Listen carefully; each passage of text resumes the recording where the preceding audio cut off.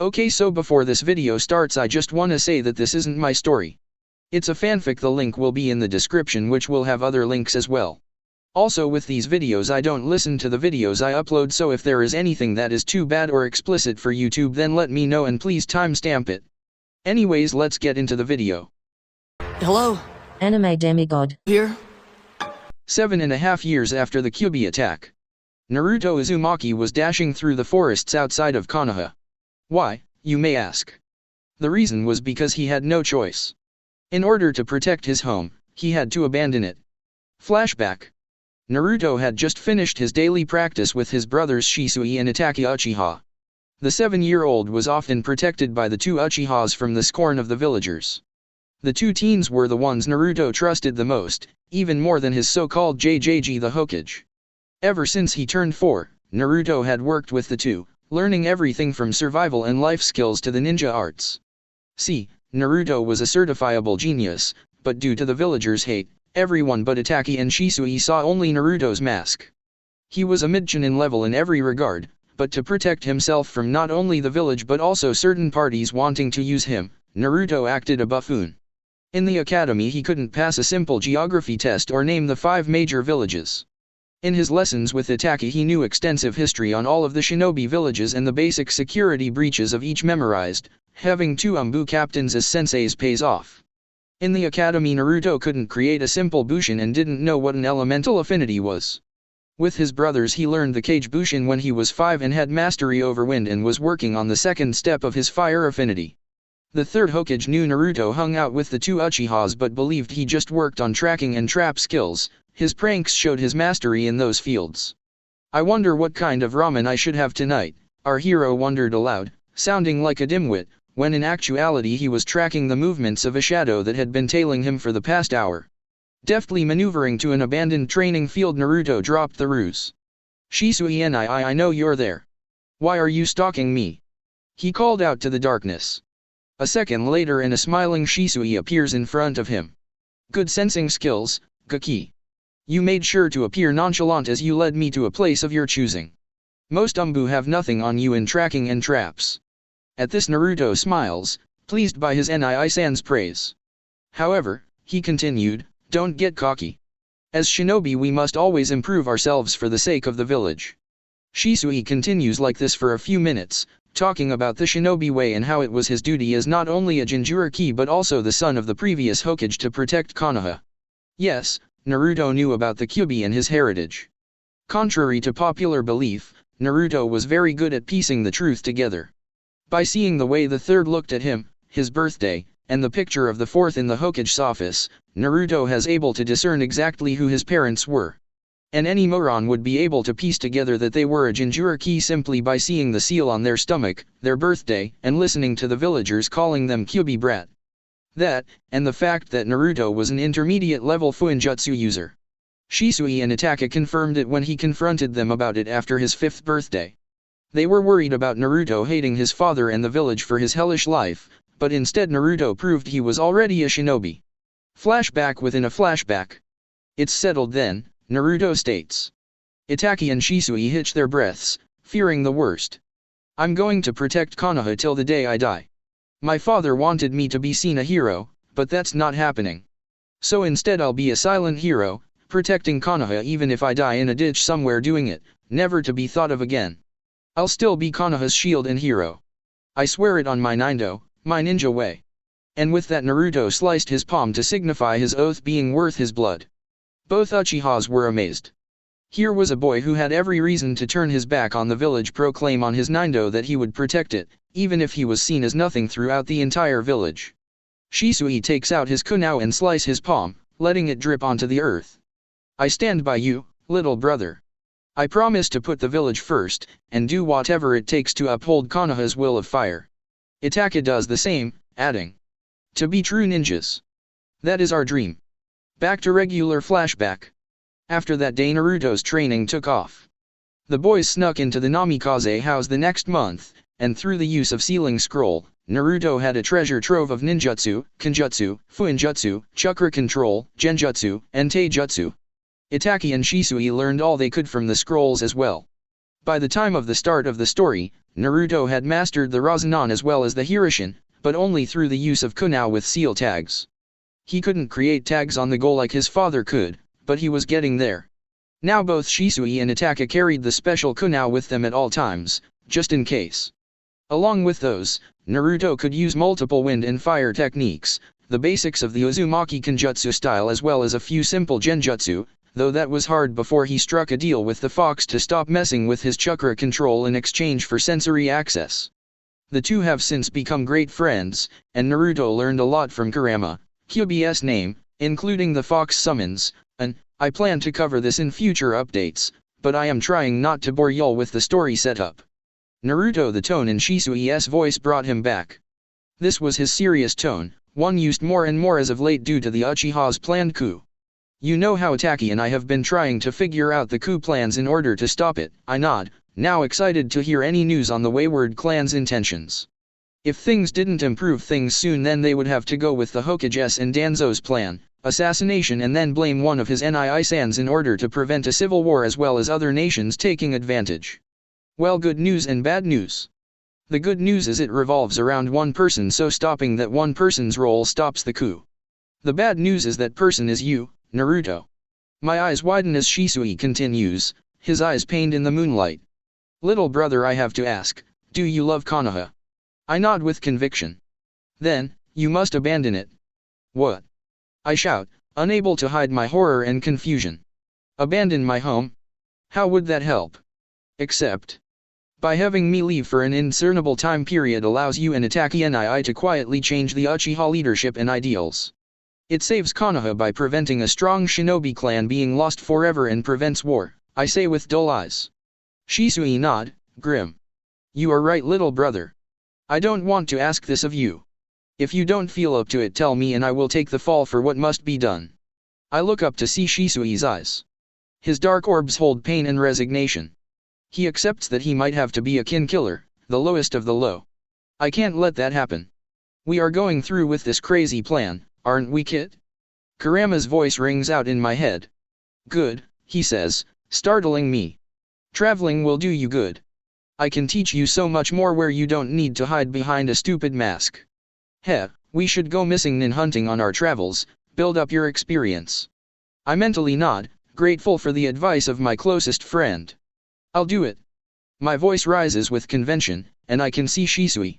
His eyes are hopeful yet saddened that his little brother must take on such responsibility. While I am gone, I'll gather information and work my way through the bingo books. If you leave one of my Konoha in your closet, I can teleport any important info to you regarding Konoha. When do I leave? Shisui's eyes harden with resolve, my preserved confidence rubbing off. Tomorrow night. The academy lets out for break tomorrow.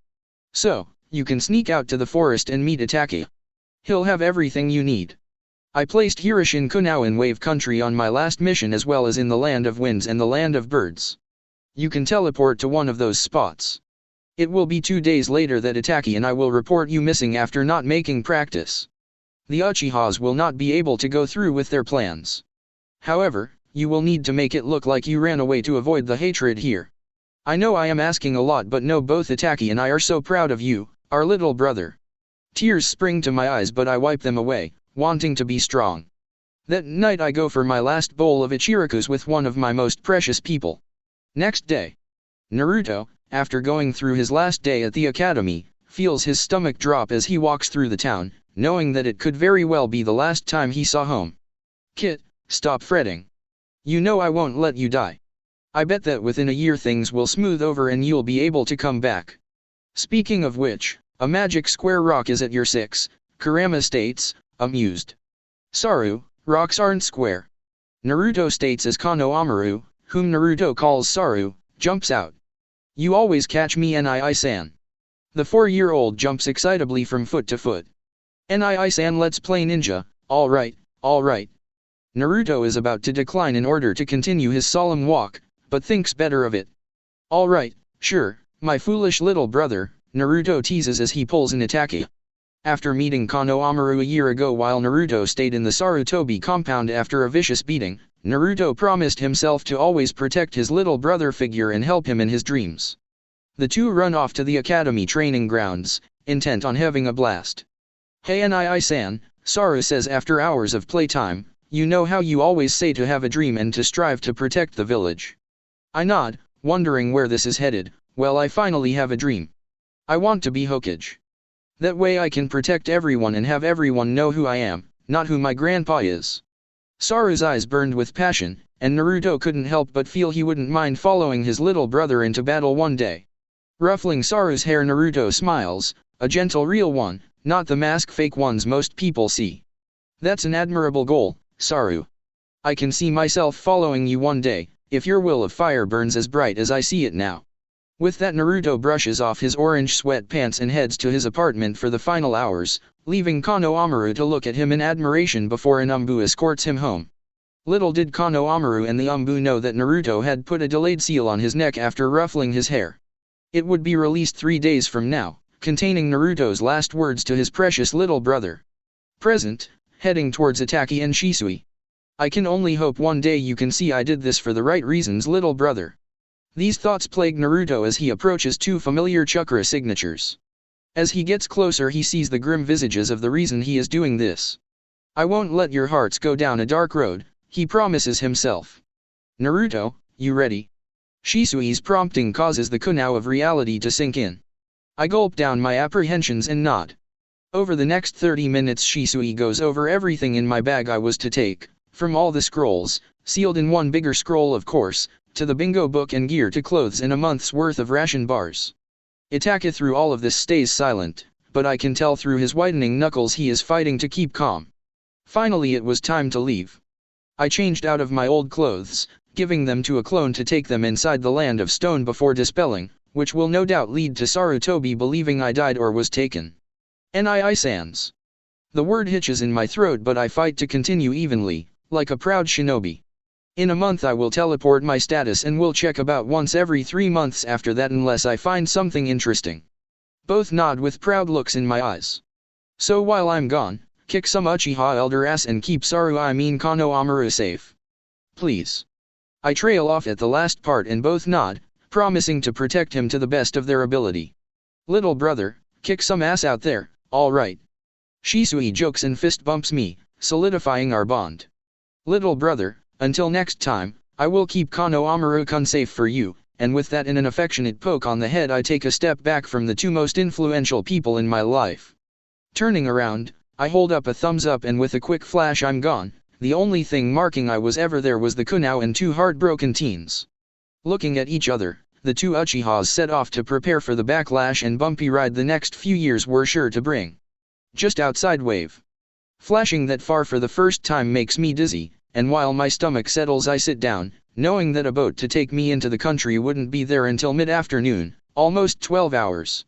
Taking in my new outfit, I can't help but feel childlike glee at what I am about to do. My new outfit consists of black umbu-style pants taped to the ankles with matching shoes. A black sleeveless shirt with an under-mesh shirt comes next, with arm guards. A gray and black hooded short-sleeved jacket with an embroidered fox and the kanji kitsune on the back.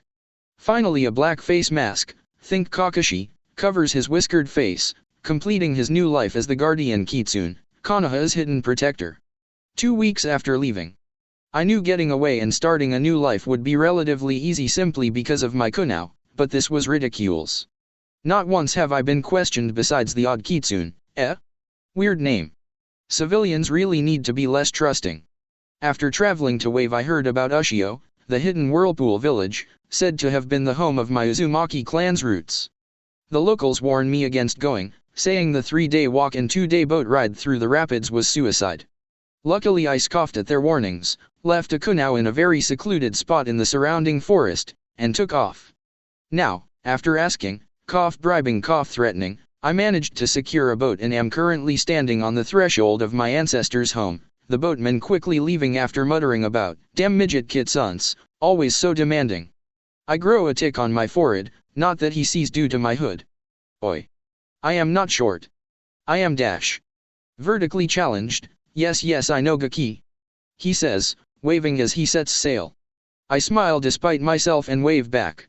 See you next time you demented old coot. Don't forget to come visit next time you're near Wave, chibi. Ignoring the taunt I turn back to the gates. The ruins of the past lay before me, and with a deep breath I go to see how they will help my future. Back in Konoha, Sarutobi Hiruzen felt old. Older than when he retired. Older than when he had to take back the hat. And older than every time he would see Naruto's treatment through his glass orb. Thing was, he didn't understand why Naruto left, without even saying anything to his two older brothers, or Konohamaru, his beloved younger brother. Naruto left without so much as a note, and his trail ended in a river on the border with grass. Looking up to see the picture of the man he failed, he sighs into the room of Umbu that guard him, each of them wishing they could bring their favorite, orange menace, that would liven their days with pranks and chases. Every one of them look up at the fourth's picture and for different reasons think, I am sorry to have failed you. Konohamaru felt a weight on him. Seeing his grandfather set about not even getting a letter saying why made him want to run up and give him the letter his Nii-san entrusted to him. But he held back. Because like it or not, Nii-san entrusted to him his final words in a personal mission, his first mission on the path to become Hokage. Flashback to 3 days after leaving. Konohamaru had heard Naruto was missing. His worst fear of never seeing Nii-san again, of losing another family member, was coming true. His Umbu guard had left him, aiding in the search of his precious person, leaving him to lay on his futon in despair. That is until a seal glowed on the back of his neck, a letter popping out. After jumping 6 feet in the air, Konohamaru prods the letter.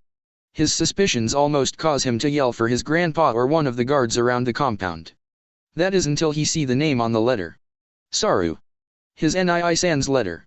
Heart skipping a beat, Konohamaru rips the envelope open, eyes soaking in every word. Saru. This is your amazing older brother speaking. First, I'm sorry. I wish I could stay with you and watch you grow up, but I can't. Factions are rising in the Leaf Village and it all centers around me. See, what you know of the Kyuubi attack is wrong. Skip the explanation since everyone knows it. Now little brother, I understand you're scared. But I need you to be strong. Know that I am always looking out for you. I hope to return someday, hopefully before you graduate and become a ninja. Know this, you cannot tell anyone about my letter. My mission to you is to not only keep this letter hidden but to learn everything you can from Shisui and Itachi. One of them will contact you soon and offer training since I am gone. Take it, and if you ever want to send me a letter, give it to Shisui, discreetly please, and I will get it. Be strong. Grow into a fine shinobi. Your brother. Naruto. P.S. Channel some chakra into this seal. In it is 2 special kunao. The regular-looking one has a special storage seal for you to store your letters. Please use this, and ask Shisui if you have any questions. The second you must keep hidden on you at all times. It has my special teleportation seal you have seen me use. If you are ever in trouble, throw it and I will be there in a flash. I am proud of you. That letter caused Konohamaru to study like never before, intent on helping make his Nii-san come home. And with that, Konohamaru claps his hands together and runs off to meet his new sensei, vowing to become so strong that he can stop the ones forcing Nii-san to leave. Hand on the special kunao hidden in his pouch, Konohamaru can't help but think that things will somehow work out. Back with Naruto in the present. Ushio was truly magnificent. Vast Uzumaki spirals adorned every building, the seals keeping the village from falling to complete ruin. Towers overlooked the ocean and the streets had carvings of complex fuinjutsu I had never even seen. Looking at the sun setting, I feel a tug towards the tallest tower to watch the colors bleed into night, much like the Hokage mountain. Hey, kid. I remember this place. Kurama's voice rings out after being silent in respect for me visiting my family's roots. Really? I ask aloud since nobody else is around. Yes, Shrimp, really. Your mother came here about a year before you were born in order to see what was left of her childhood home with her own eyes. If I remember correctly, there is a vault at the top of that tower that can only be accessed with Uzumaki blood. Now go away and let me sleep, mere mortal. Oh, and don't die. There are lots of traps. I sweat drop at this but make my way through the abandoned hallways. After dodging traps even I had never thought of, but took note of for later, I stop at a circular door with a blood seal in the center. Wiping my now bloody palm on it, the door starts to glow, revealing nothing. The room was barren, the customary Uzumaki spiral engraved on the floor. It was ludicrous. I could hear Kurama snorting in my mind, thoroughly enjoying himself. Oi. Overhyped stuffed animal, what gives? Kurama's growl let me know of his displeasure. Well, insignificant pipsqueak whose bones couldn't even pass as toothpicks, I would have told you what your mother saw when she went through this, but instead no. Your pain and blundering will be most satisfying. I can't wait to hear you scream like a girl. Humph. I doubt that, I say as I walk through the empty chamber that didn't even have a dust bunny or cockroach to greet me. As I reach the spiral, I proclaim, I've been through worse whatever this stupid vault can throw dash, and with that the floor starts to glow and I drop to the floor in agony. The pain was worse than anything I've ever felt before. The searing of my insides made the time a chinin skinned me seem like a paper cut. My screams echoed into the night across the island, until it finally stopped. As the world fades I can hear Kurama's faint voice saying, I knew he'd scream like a girl. One day later. Oi, foolish Nijin who has now learned not to mock Kurama the great TM, it is time to face the music. Up, up, up. I bolt up off the floor in a scream, my sword already drawn for an attack. Realizing it's just the voice in my head I shake it off. Wait, Kurama the great TM. And what's with the trademark? I ask in disbelief. Humph. I will not have some other, random Kurama claim my title. This way I get royalties off of any and all references to my greatness. To my shock he says this with a completely serious voice that just dares me to mock his aspirations of making millions using his name. Whatever, I say, and then notice the Uzumaki spiral engraved on my right arm. Hey, what in the name of all that proves ramen is God's gift to man gives? Since I tire of your stupidity and wish to start training, I'll give you a hint. Channel chakra through your fingertips into the spiral. Nodding in thanks I do so, and out pops hundreds of scrolls. My eyes grow to the size of ramen bowls and I eagerly begin going through each of the scrolls, Kurama discussing the training I was to do with him and the scrolls as I go. Hours upon hours later. Cataloging took forever, but I finally went through each scroll and discovered that I could summon any single scroll I wanted through the summoning tattoo by thinking about which one I desired while channeling chakra. Overall there was the complete Uzumaki Taijutsu, Kenjutsu, and Water Jutsu scrolls. There were 5 scrolls filled with gold coins, enough to buy a couple of small islands, and history and tactics/trap books by the Uzumakis. But the real jewel was the Fuinjutsu scrolls. There were scrolls that leveled all the way up to double master, meaning they were better than my father, the 4th Hokage. I knew I couldn't thank my ancestors enough. The last scroll was a letter, answering most of my questions.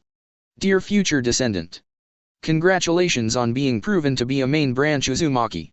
The spiral in the middle only reacts to mainline Uzumakis and gives you access to the clan's riches.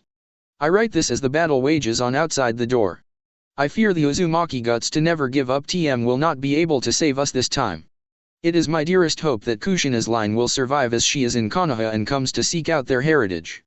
I pray the Uzumaki legacy lives on through you. So go forth and multiply. Show the world what it means to be an Uzumaki and dominate the ninja world. Signed. Kenobi Uzumaki. Another trademark? Seriously. I say the first thing that comes to mind, causing Kurama to preen. Finally somebody who understands. I swear by this time next week you will understand the power of trademarks. Now Kit, let's discuss how we plan to spend the next 18 months here. Wait, 18 months? What the tailed beasts, Kurama? We need to dash at this. Kurama cuts me off. Silence, flesh bag.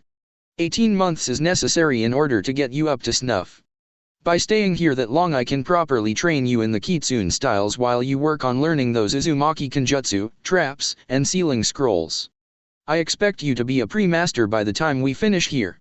You may be able to take on a fair amount of Chunin, but I want you to be able to dominate squads of Jonin and Umbu before we leave here.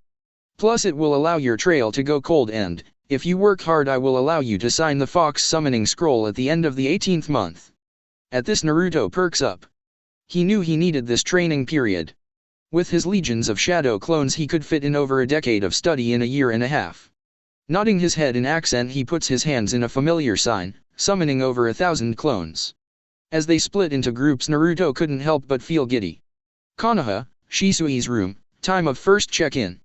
Konohamaru, Itake, and Shisui stare intently at the letter Naruto sent them, memorizing every word.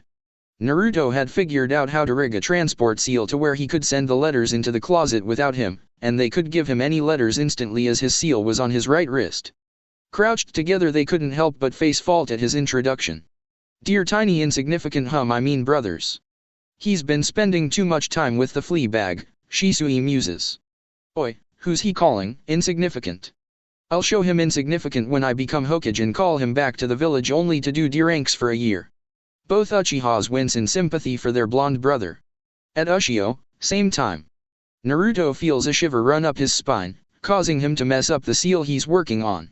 Why do I get the sudden urge to defect from Konoha for real all of the sudden? Back to Konoha. Continuing with the letter. Now, let me tell you guys first that I am fine. I won't tell you where for all of your safety, but I am in a secluded place to train for the next 18 months. I managed to secure a rather large sum of money and have attached a portion in a scroll. I want you to give it to the orphanage. They may have made my life hell, but I'll give up ramen before I let Konoha's future starve due to low funds. Also, I have a gift for all of you. Attached is a necklace with the Uzumaki symbol of brotherhood. Wear it secretly to show that you are true friends with the Uzumakis. They provide a slight boost in sensing danger and I have put a Hiroshin seal on them. Just channel chakra into the center of the symbol and I will come. Finally, be safe. I heard some rumors of a shadowy group of high-class Nukenin causing trouble. The only clue as to who they are is that every member has a black cloak with red and white cloud. I will send another note soon, but you can send me anything at any time. Signed. Naruto the Great TM. At this they all sweat drop. A trademark? Really? Nobody does those. Both Uchihas silently agree with Konohamaru's assessment. They quickly put on the necklaces provided, but when they open the scroll with the money. Holy ramen bing day. That's enough money for 3S rank missions, Shisui sputters. Later with Naruto. I received the responses to my letter soon after I sent it. Itake's was fancy monogrammed letter that read. HN. Itake. Konohamaru's was a rant about how he was going to make me do D-ranks for a year once I got back and he was Hokage. I snort, I'd like to see him try. Just to make sure though I send a quick response back with a reminder of the pictures I had stashed away that I would distribute along Konoha's streets if he even thought of going through such a threat. There, problem solved. Now Shisui's was, interesting. Dear Shorty. Congrats on being loaded and making it to safety. To get down to business, we stopped the coup, but with the clan being divided in two. One half, the half with old farts and Fugaku, wish to bide their time until you return and then resume with controlling the Nine Tails with the Sharingan. The other half, led by me publicly and Itaka secretly, wish to move on and go back to being loyal Leaf citizens. We are trying to find a way to end the old fossil's reign, but it's tricky. Until then, stay strong, midget. Now, I can't believe you had the audacity to claim a trademark before me. I therefore revoke your trademark status and instead say, see you later. Shisui the Great TM. I sweat drop at this. Doesn't he know his trademark status doesn't rely on my status? Foolish Nijin, I say. As if an Uchiha deserves a trademark other than their original speech jutsu, HN. I stifle a snort and continue training. Konoha, Sarutobi's office. It has been over a month and Sarutobi keeps sending out search parties for his favorite blonde, having on success. With Danzo the not-so-great TM. Danzo was frustrated. Not only were his plans to cause the Uchihas to die out to get their eyes ruined, but the Jinchuriki was missing off the face of the earth. If he was a less dignified man he would sigh. However, instead he resorted to watching his tools beat the ration bars out of each other. Danzo, despite opinion, was a glass-half-full kind of war hawk. If one plan failed he would twist that failure into something that benefited him, and Konoha, of course. Get me squads 1 through 12. If he just so happened to find the Jinchuriki first, then all the better for him, and Konoha. As he briefed the squads on their possibly long-term retrieval mission, one tool, unknown to him, was not as pristine as he liked, not as emotionless as the others. Sai, after losing his brother, had a long crack, ready to make the perfect tool. He was shatter. All he needed was one more nail in the kunao. Somewhere in Tea Country, Ren Uzumaki was running. After spending the last year and a half in that snake's hellhole, she was finally free. That sick pedophile turned her into a hodgepodge of DNA, but she was free. The moonless night fueled her escape as memories rushed to her. Flashback. No, father. Please no. Don't leave me. Ren Uzumaki, 5 years old, had just lost her father, Kenji Uzumaki. The two were on a simple assassination mission in the land of birds when Orochimaru, snake pedophile Sanin, appeared and stabbed her father through the heart. She didn't want to leave him, even if it was just his body. That was her mistake.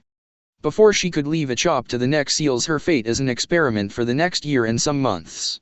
Flashback end. That day ruined her, but Ren was a proud side branch member of the Uzumaki, the branch that dealt with assassination and infiltration.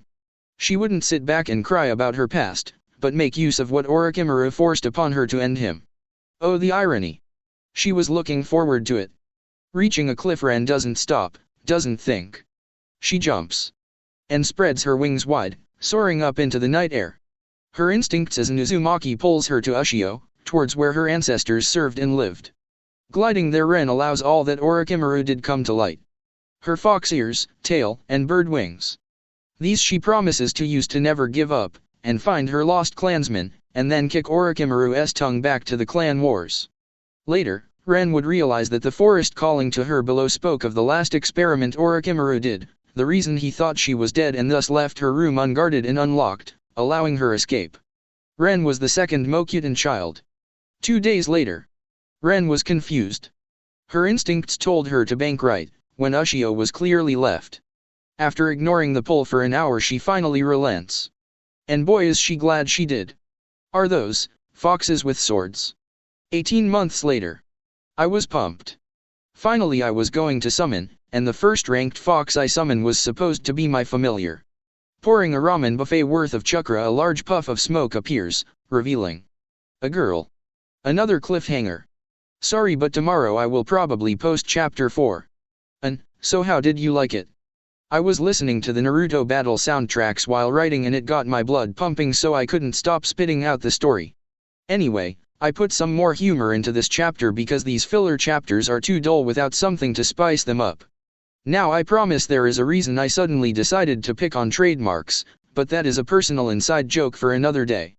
Until then, stay blessed and enjoy this Omake. Omake, Birth of the Orange Menace. 3.5-year-olds should not be entrusted to Umbu. At least, that was Kakashi Hatake's expert opinion. The third put Naruto Uzumaki in his care for the next 2 days while on diplomatic meetings. Why wasn't he at the orphanage, one may ask. Because the last matron was currently spending time with Anko's snakes after beating the boy and throwing him outside in the cold every night for a week before the Hokage found out, and nobody else has been properly vetted. To make matters worse, the little tyke in his arms had no idea that just looking at his blue eyes and blonde locks caused Kakashi to cease from the memories of another blonde he knew. Which is why Naruto was promptly dumped into the young Umbu captain's subordinate's arms. Walking away, Kakashi misses the looks of pure horror, outrage, and promises of revenge from his team of Tenzo, Yojeo, and the newly inducted Shisui Uchiha. None of them knew how to take care of the village's hyperactive Jinchuriki, and over the next 2 days this inadequacy showed. By the time little Naruto was picked up by the third and waving a far too innocent smile at the village's most lethal ninja, he had gained the moniker, the Orange Menace. Nobody knew how he did, when he did it, or where he got the supplies, but within 2 days every Umbu mask was redecorated with orange paint, many with smiles since nobody smiles in here. The uniforms had similar markings and the bed sheets were painted with orange smiling suns. After the Umbu's greatest enemy disappears from sight, every Umbu slumps to the ground in relief, believing it was over. That is of course until Kakashi walks in, the only Umbu not touched, and dooms them with, "Well, at least he'll never find us again for his pranks, right?" he says with an eye smile. Everyone shivers as they feel the law of the universe laughing at them. Meanwhile Naruto, riding on the third's shoulders, makes sure to memorize where his new friends live so he can make them less boring and appreciate the color orange. There have been many times in my life when he was speechless. Be it whether when I figured out about Kurama, my family, or even when my apartment was burned down. All those times caused my mind to shut off to process. But this takes the cake. A girl with hip-length tomato red hair and violet eyes stare back at me with an annoyed expression. Her clothes were sort of weird, with a blue tunic top, black taped pants, and a weird blue and white jacket and scarf, each saying lieutenant. Her fox ears twitch to show her anger and her tails swish in the wind. But what really gets me are her wings, stretching out from her back. What in the name of ramen is going on here? I thought I signed the fox summoning contract. I start ranting. Kit, I wouldn't. I didn't sign the contract for little kids playing dress up with the transformation jutsu, I continue without listening to Kurama. That hair makes her an Uzu. I'm not a little kid, I'm 9 just like you dash. She's a lieutenant based on her scarf, a lieutenant of the assass. Oh, so you're a bigger shrimp than I am. You look like a chibi 4-year-old dashet that I am cut off by the sheer key rolling off of her and am thrown at least 100 yards back by a punch. I sweat bullets as she cracks her knuckles again. Let's get this straight, human. I am Ren Uzumaki, lieutenant of the assassination and infiltration squad of the Fox clan. I am the most feared assassin in the summoning world. I used to be human, but due to a certain snake I share more DNA with foxes and birds than humans, and I was inducted as a full member of the clan almost 16 months ago, making legally a fox summons. Is that clear, pretty boy? I nod with a passion as my brain catches on. Wait. Uzumaki? Wait, you said you are an Uzumaki? Yeah, what's it to you, blondie? Her posture to a more cautious approach, ready for battle at a moment's notice. Calm down, I would never hurt family, I say, smiling at the shocked expression she adopts.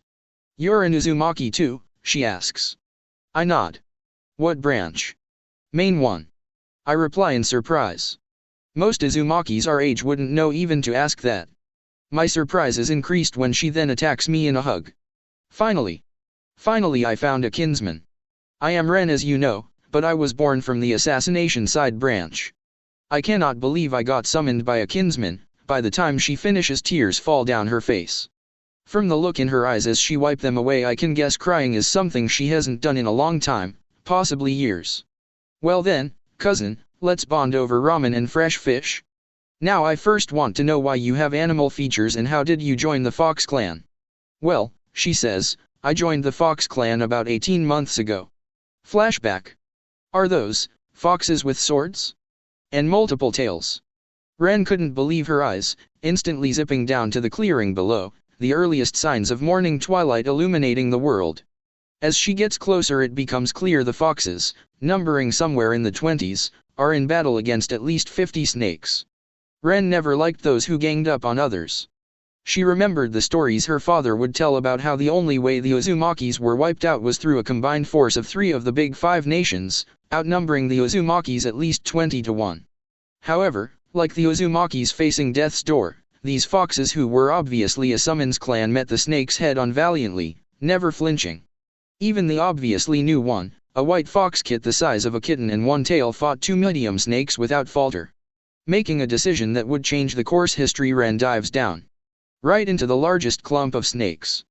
Her instincts taking over, she grabs 2 swords from a downed fox at her feet, his 6 pearl white tails stained with blood. Surprised he's still breathing, she blocks a fang headed towards her new charge, beheading the snake with her other sword in the process. After that it was like a dance. An old legend passed down through women of Uzumaki blood told the redder the hair the more deadly in battle an Uzumaki woman would be, and that the blood of her enemies would help create an unstoppable and beautiful dance of death. And Ren's hair was the reddest in generations. Around the battlefield snakes are sliced and diced. The foxes cheer, joining in with new vigor, and soon Ren feels alive again. This is what she was born to do, to parry around the battlefield with the deadliest sword style out there, the Uzumaki assassin style, invented by her branch of the clan. With it, 2 swords are combined with a dagger in the mouth to shred through whole platoons of those who dared to challenge an Uzumaki. Even without the dagger, the formerly one-sided fight turns. Within 5 minutes all the snakes are dead, and the few injured foxes are being tended to by a newly arrived 5-tailed golden fox. Adrenaline gone, Ren plops onto the ground, not caring she just sat in the sea of blood. Thank you. Ren hears a male voice and turns to see an 8-tailed fox with midnight fur and numerous scars littered on his body standing over her, a blue and white scarf with the word Captain and the number 12 around his neck. What he does next shocks her. He bows, all tails flat on the ground in submission. Thank you for your aid. Without your help we could have lost everyone, and then the snakes would have taken over the town not too far from here. His voice, one that commands attention, causes everyone conscience to look over in shock, to see, most likely, their leader bowing to a human.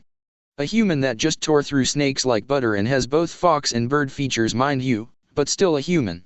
It was nothing, Ren says, smiling. I had a bone to pick with snakes anyway.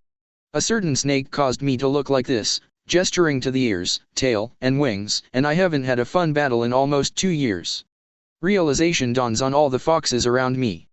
Orochimaru, I presume, the same fox states more than asks. I nod. Well, Uzumaki's and the Fox clan have always been intertwined, and the Fox clan held up the southern front in Uzu's final stand. She blinks, surprised. I didn't know that. No, not many do. Like the Uzumakis, we of the Fox clan have been mostly forgotten by humans, a memory better left in the past to rot. Still, we are the most feared summoning clan. Each of our 12 divisions are feared throughout every clan, even those overhyped toads. Well, thank you for the history, Ren says, bowing. But I must get going. Captain Kitsune Ryu for short. And you don't have to leave. Captain Ryu says. I have a proposition for you. End flashback. And with that I joined Captain Ryu's division of the Fox clan. About 2 months ago I was promoted to lieutenant.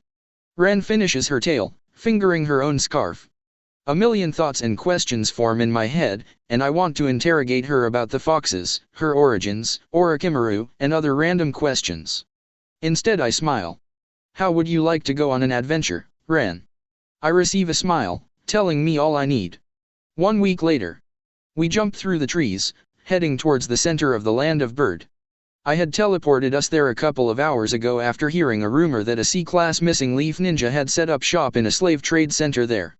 Ever since we left Ushio I had been placing his seals in discreet locations for future travels.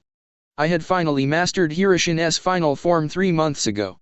It was my greatest accomplishment, other than the fact that I finally reached the expert level in the Fuinjutsu scrolls. Looking over at Ren, I can't help but be slightly jealous.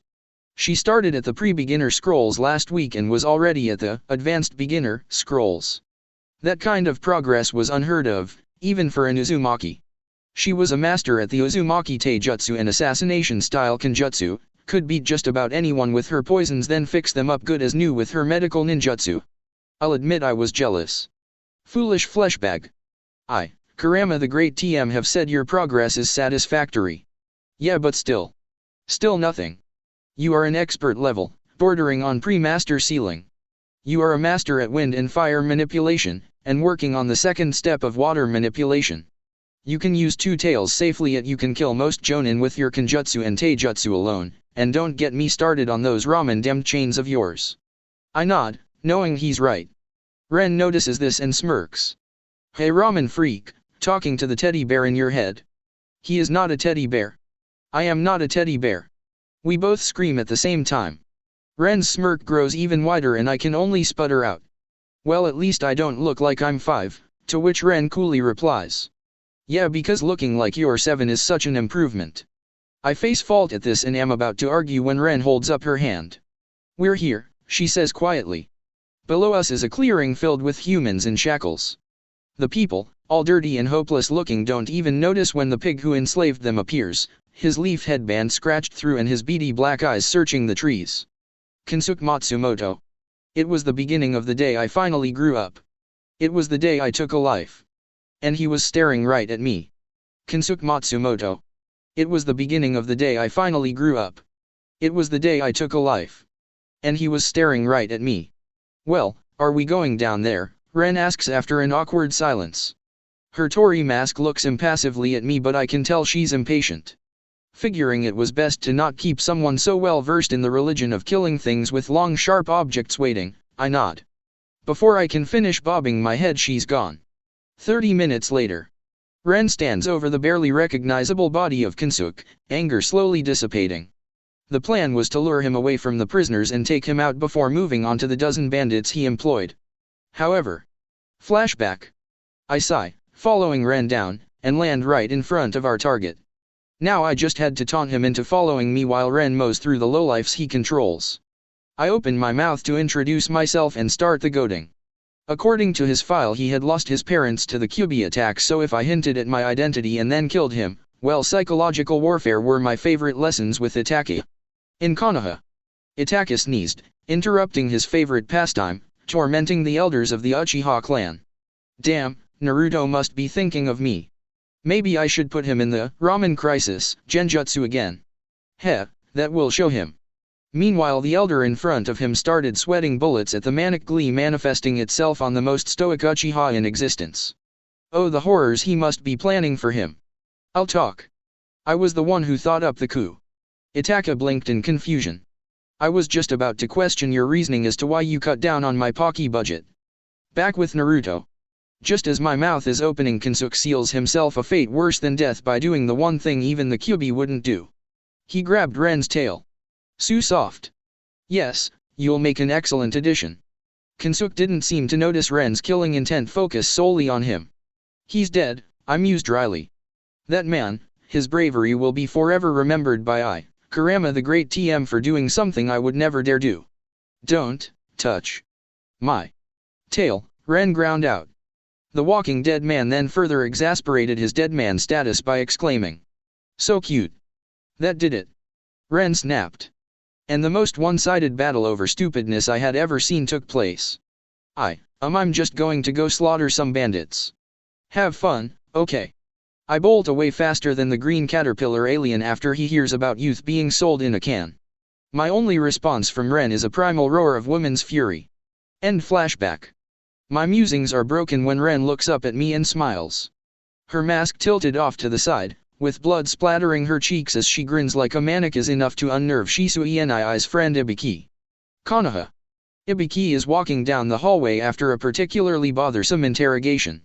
The bastard tried to say they saw a kid who had Naruto's hair with a kitsune mask on the ground, writing a complex seal while using high-level nature manipulation. Preposterous. The kid couldn't write straight. Yep, just another crazy. That's when he sneezed. I sense a disturbance in the force.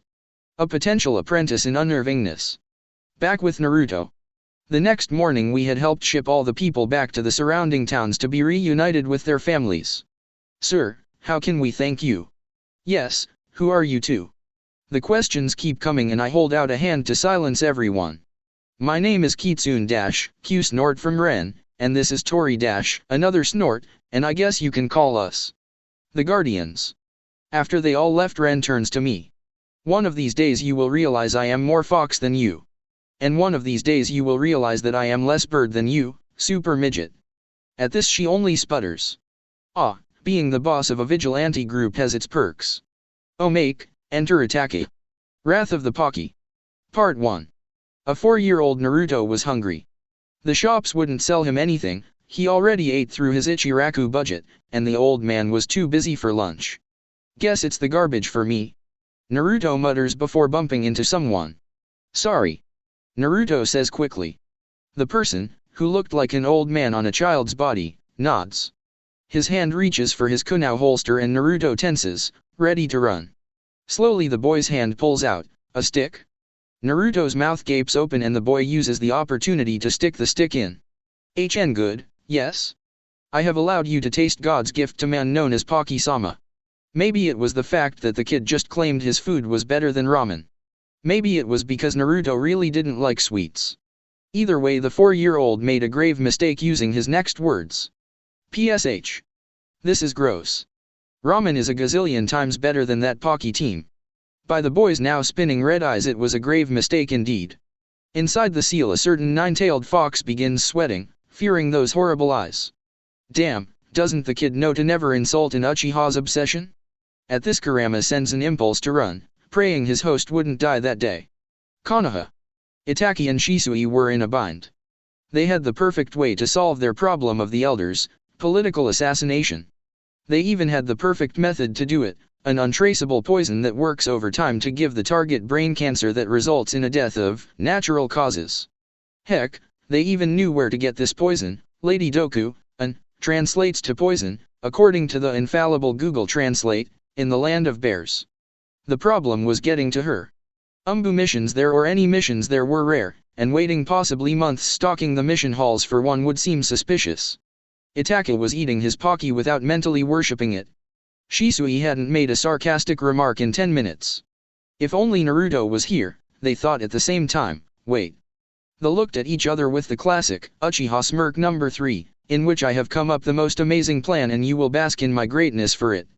Not to ever be confused with Uchiha smirk number 4, in which my greatness has surpassed even the greatness of Pocky. That looks almost the same. Say Itake, don't we have a personal errand boy I mean little brother out in the world? Why yes, and this errand boy our foolish little brother hasn't gotten a letter from us in a few days. With Naruto and Ren. As we are scrolling through the bingo book for Ren's next plaything, a letter pops out of my wrist from my brothers. Opening it up, a vein pops out of my forehead. Dearest errand boy, little brother. I need you and that chibi midget to go to Lady Doku. She's on the border of the land of bears, about 3 days from where you probably are. We need a certain poison, the details are enclosed in the scroll that came out for her eyes only, and have you send it back to us. We plan to use it to end our problem. Thanks again. Shisui the Magnificent TM. Foolish little brother and new foolish little sister. HN number 27. Itake. PSHN number 1-03. At Itake's letter I sweat. Ren has fire in her eyes. Chibi midget. Foolish little sister. That's it, we are going to Konoha and I am kicking their pink eyes where the sun don't shine. Her ranting turns into incomprehensible mutterings and evil chuckles. We better get going, I sigh, picking up my bag. Why rush? Make em sweat, I say.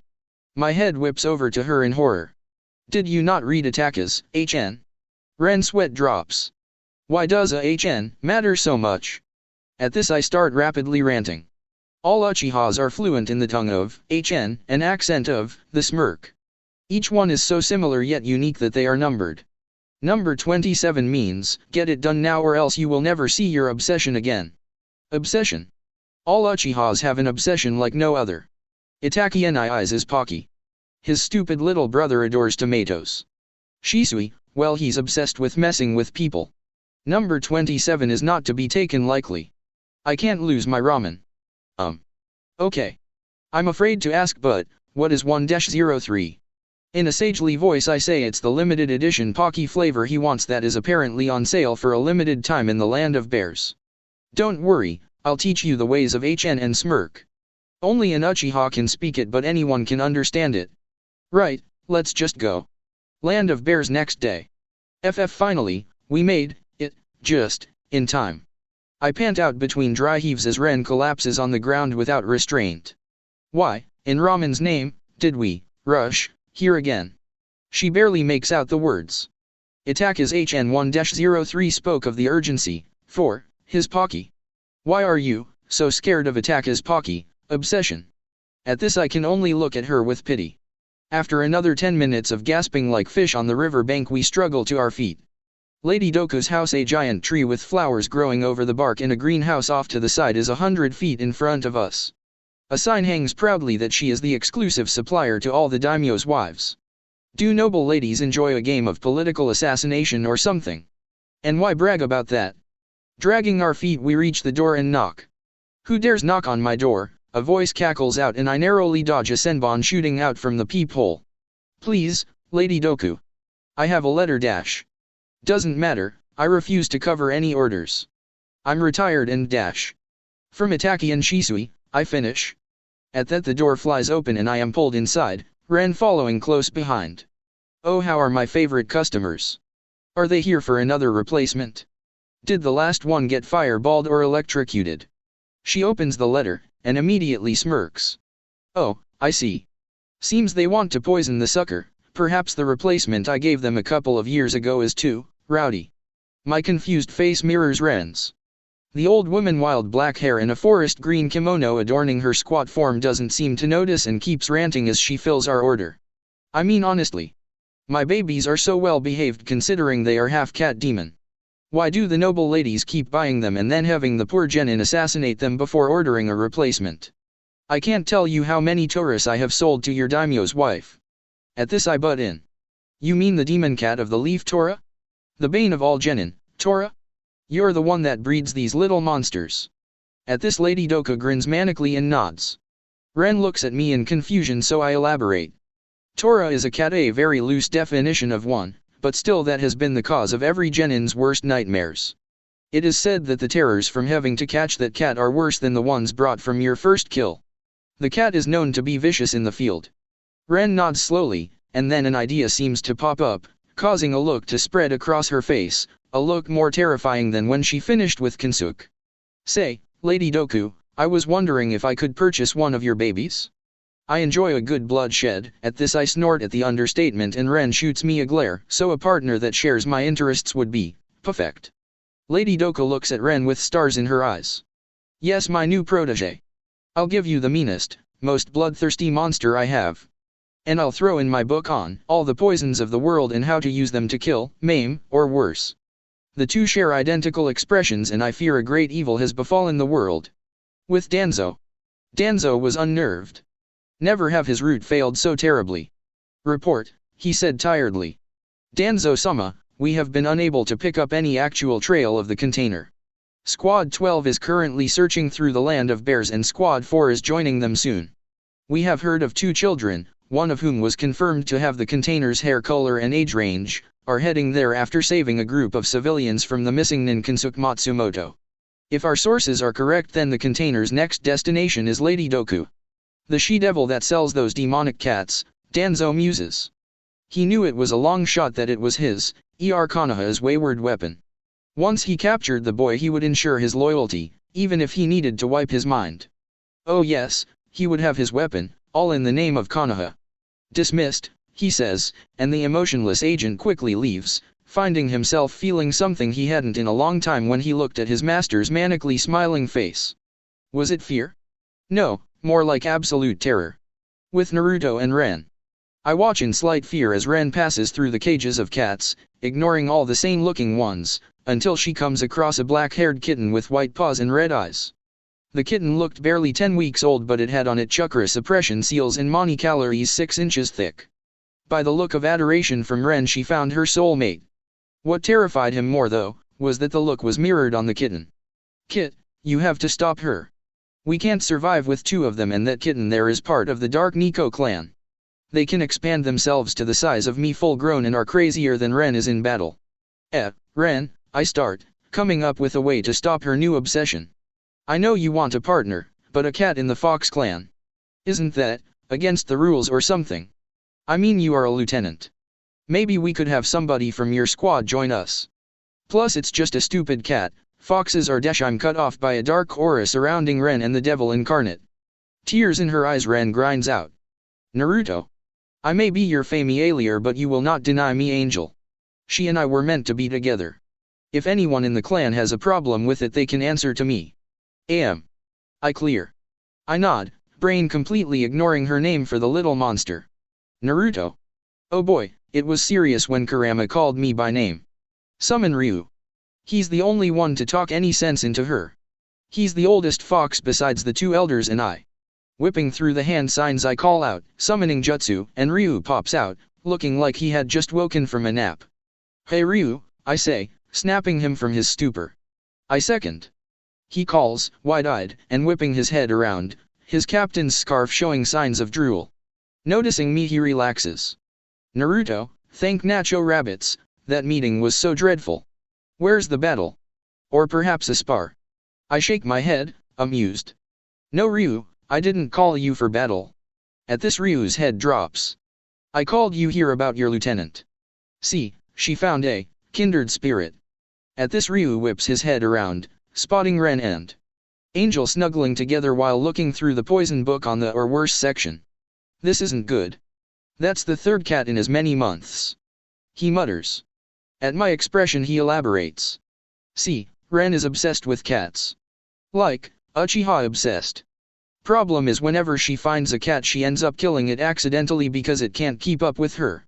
At least it will be dead in a couple of days.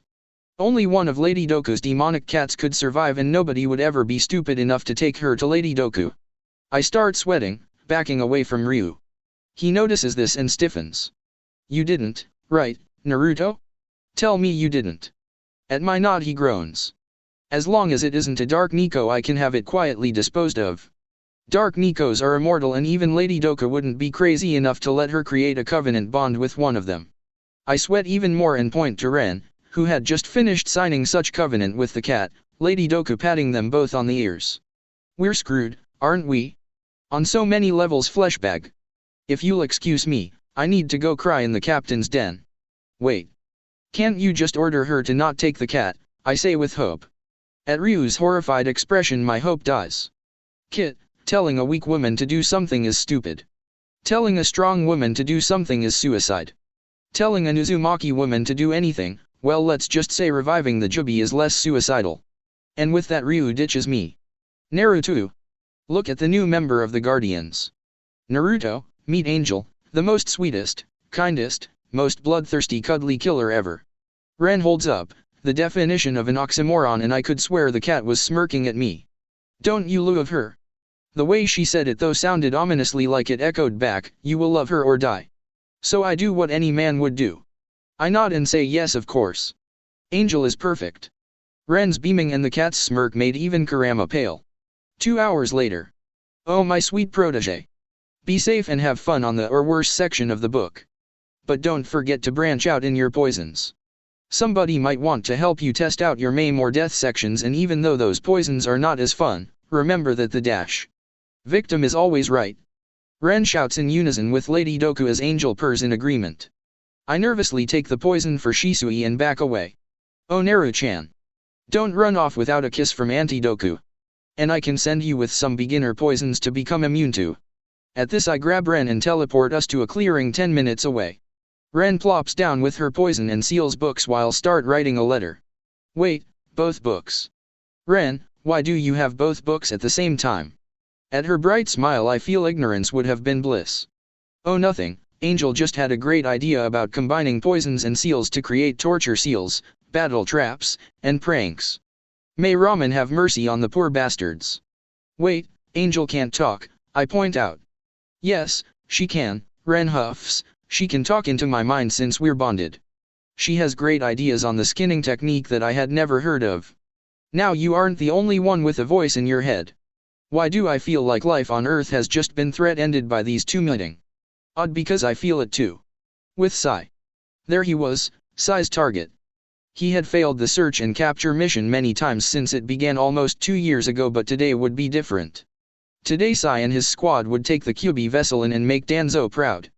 Maybe then Sai wouldn't feel so conflicted with his emotions he wasn't supposed to have. Dark emotions. Sai wanted nothing more than to end Danzo's life, but he was a tool. A mindless drone who wasn't supposed to feel anything. But he did. Sai was mad at Danzo, wanted him dead for Shin. And he was jealous, he supposed, of the Kyuubi container, down there in the clearing, so free and emotional. But those thoughts had to be pushed away. Nothing but the mission mattered. The captains of his squad and Squad 4 gave the signal. In position. Move quick with the suppression seals and sedatives. Sai nodded like a good drone and jumped towards his target with 9 others, heart strangely remorseful for what he was about to do. But with a blank mask on, his fellow drones never noticed. Nor did they notice when he suddenly grabbed a branch. Sai didn't know why, but he observed rather than fought. It probably saved his life. With Naruto. I jump away just as a blank-masked Umbu, most likely Root, tries to slap a high-grade chakra suppression seal on me, my hands already going through seals. Fire style, Phoenix Flower Jutsu. I call out and 2 of the drones fall, dead. Looking for more enemies, I sweat drop as Ren has decapitated 5 and Angel has turned in the size of a horse, eating 2 at the same time. Both look so nonchalant about it. You always take my fun, I whine. Ren just rolls her eyes and ignores me. Come out, I know you're there, Ren calls to the trees, and a kid barely older than us lands a few paces from me, a paintbrush and scroll in his hand. I am sorry, but Danzo-sama needs you. Please come peacefully and we won't have any trouble. I notice the way he says Danzo's name. It's filled with unhidden hatred and venom. Ren notices it too and frowns.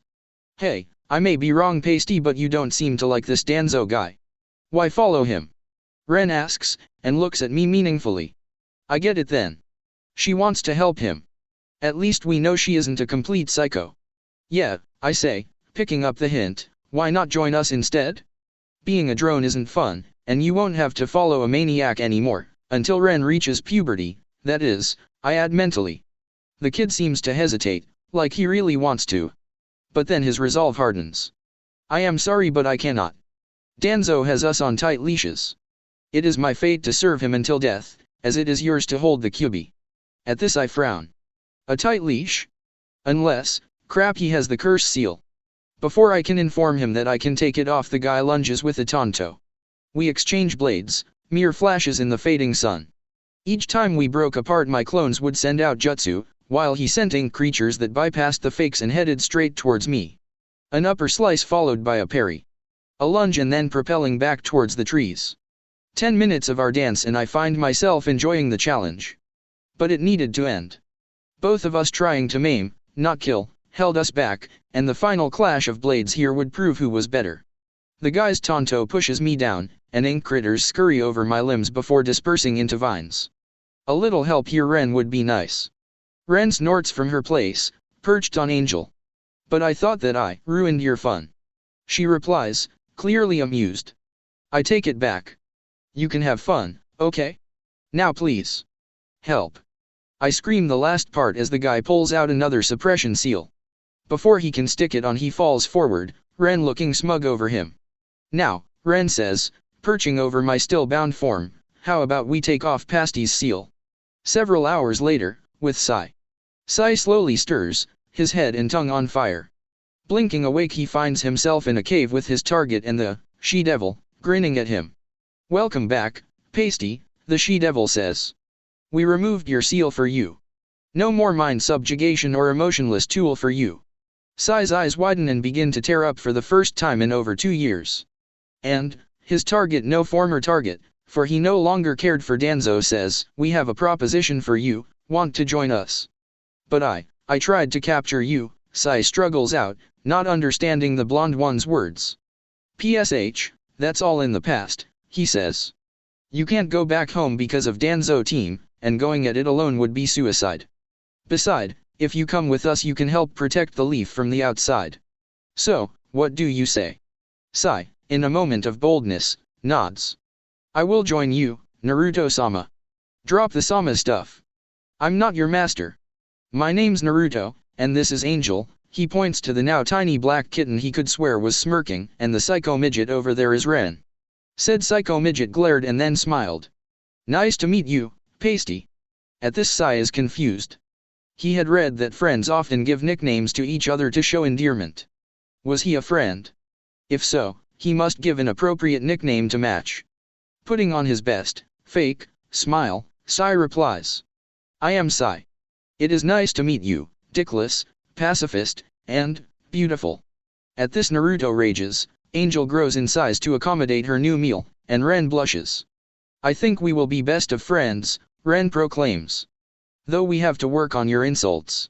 I mean, dickless and pacifist? Try to be more original. Poor Sai was so confused. He thought nicknames were supposed to be the opposite of a character trait the one giving them saw. Sai was about to correct his new friend, but something stopped him. A latent instinct for survival prevented him from correcting her and just nodded along. He would figure this instinct out later, he vowed. Danzo. Danzo couldn't believe it. Every single one of his agent's curse marks disappeared from his scroll signifying death. The last one to go, the defiant child Sai, flickered out long after the others. That one he had been planning to exterminate after the mission anyway. Well, at least there aren't any loose ends. He muses. Konoha. Shisui and Itaka were pleased with the speed Naruto and Ren got the poison. Naruto's letter had a string of curses and empty threats they ignored, and Itaka sat blissfully with his Pocky. That is until Shisui showed him his new little sister's letter. Dear soon-to-be-dead Nii Sans. HN 46. HN 24-45. HN 12. HN 1903. With love.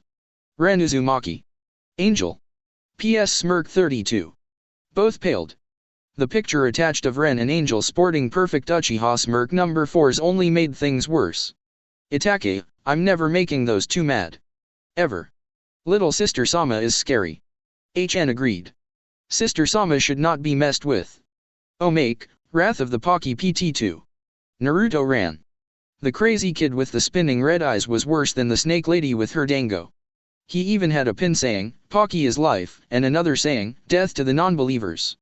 No, Naruto was not making it out alive.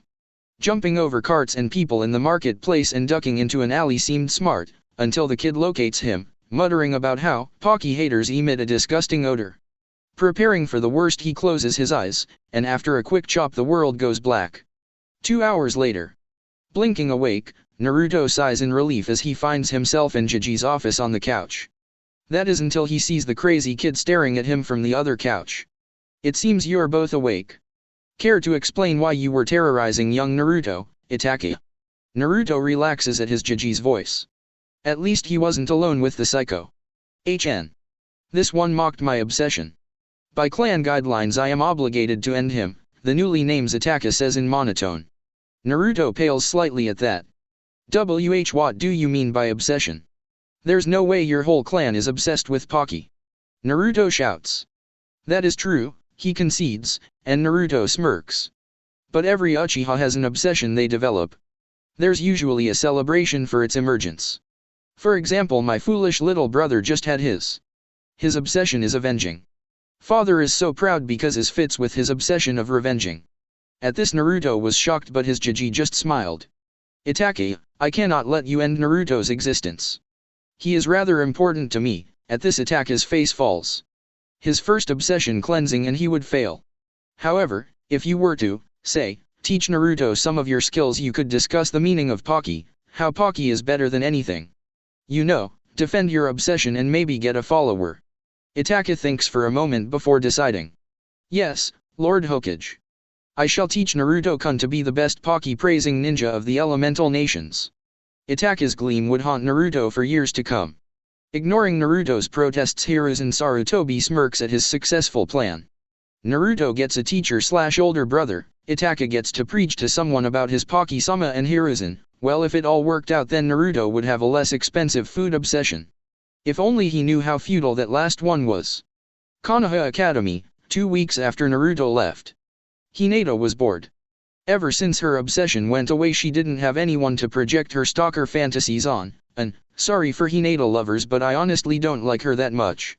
And honestly, why do people like her stalkerish tendencies? She could no longer blush at Naruto's antics during his pranks or watch him train in his apartment through the walls from her hiding spot across the street. Yes, Hinata's one and only hobby had left her to dry. And she hated him for it. Oh, she tried to tell herself he would come back one day, as Iruka-sensei kept telling them, but it didn't matter. Looking in the mirror in the bathroom, Hinata slings her orange, in Naruto's honor, backpack onto the floor.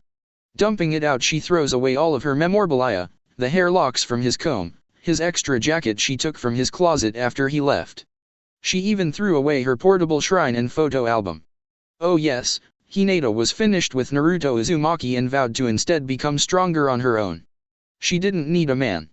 She was a strong, independent woman, or whatever she heard the maid say after she dumped her boyfriend and threw him over the clan walls.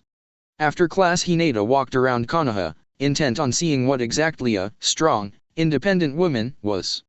Perhaps in another universe Hinata would have met Kurana Ui, but the Genjutsu mistress was away on a search team for Naruto. Instead, the young Hyuga ran into the definition of strong, independent, and a woman, Anko Mitarashi, on her daily dango binge. Ibiki, same time. I feel a disturbance in Konoha's crazy meter. As long as someone doesn't ask to be Anko's apprentice, it should be fine. Back with Hinata. Excuse me miss, Hinata calls. I would like to be your apprentice on how to be independent. Anko looks up from her dango and smirks. Finally someone saw her greatness.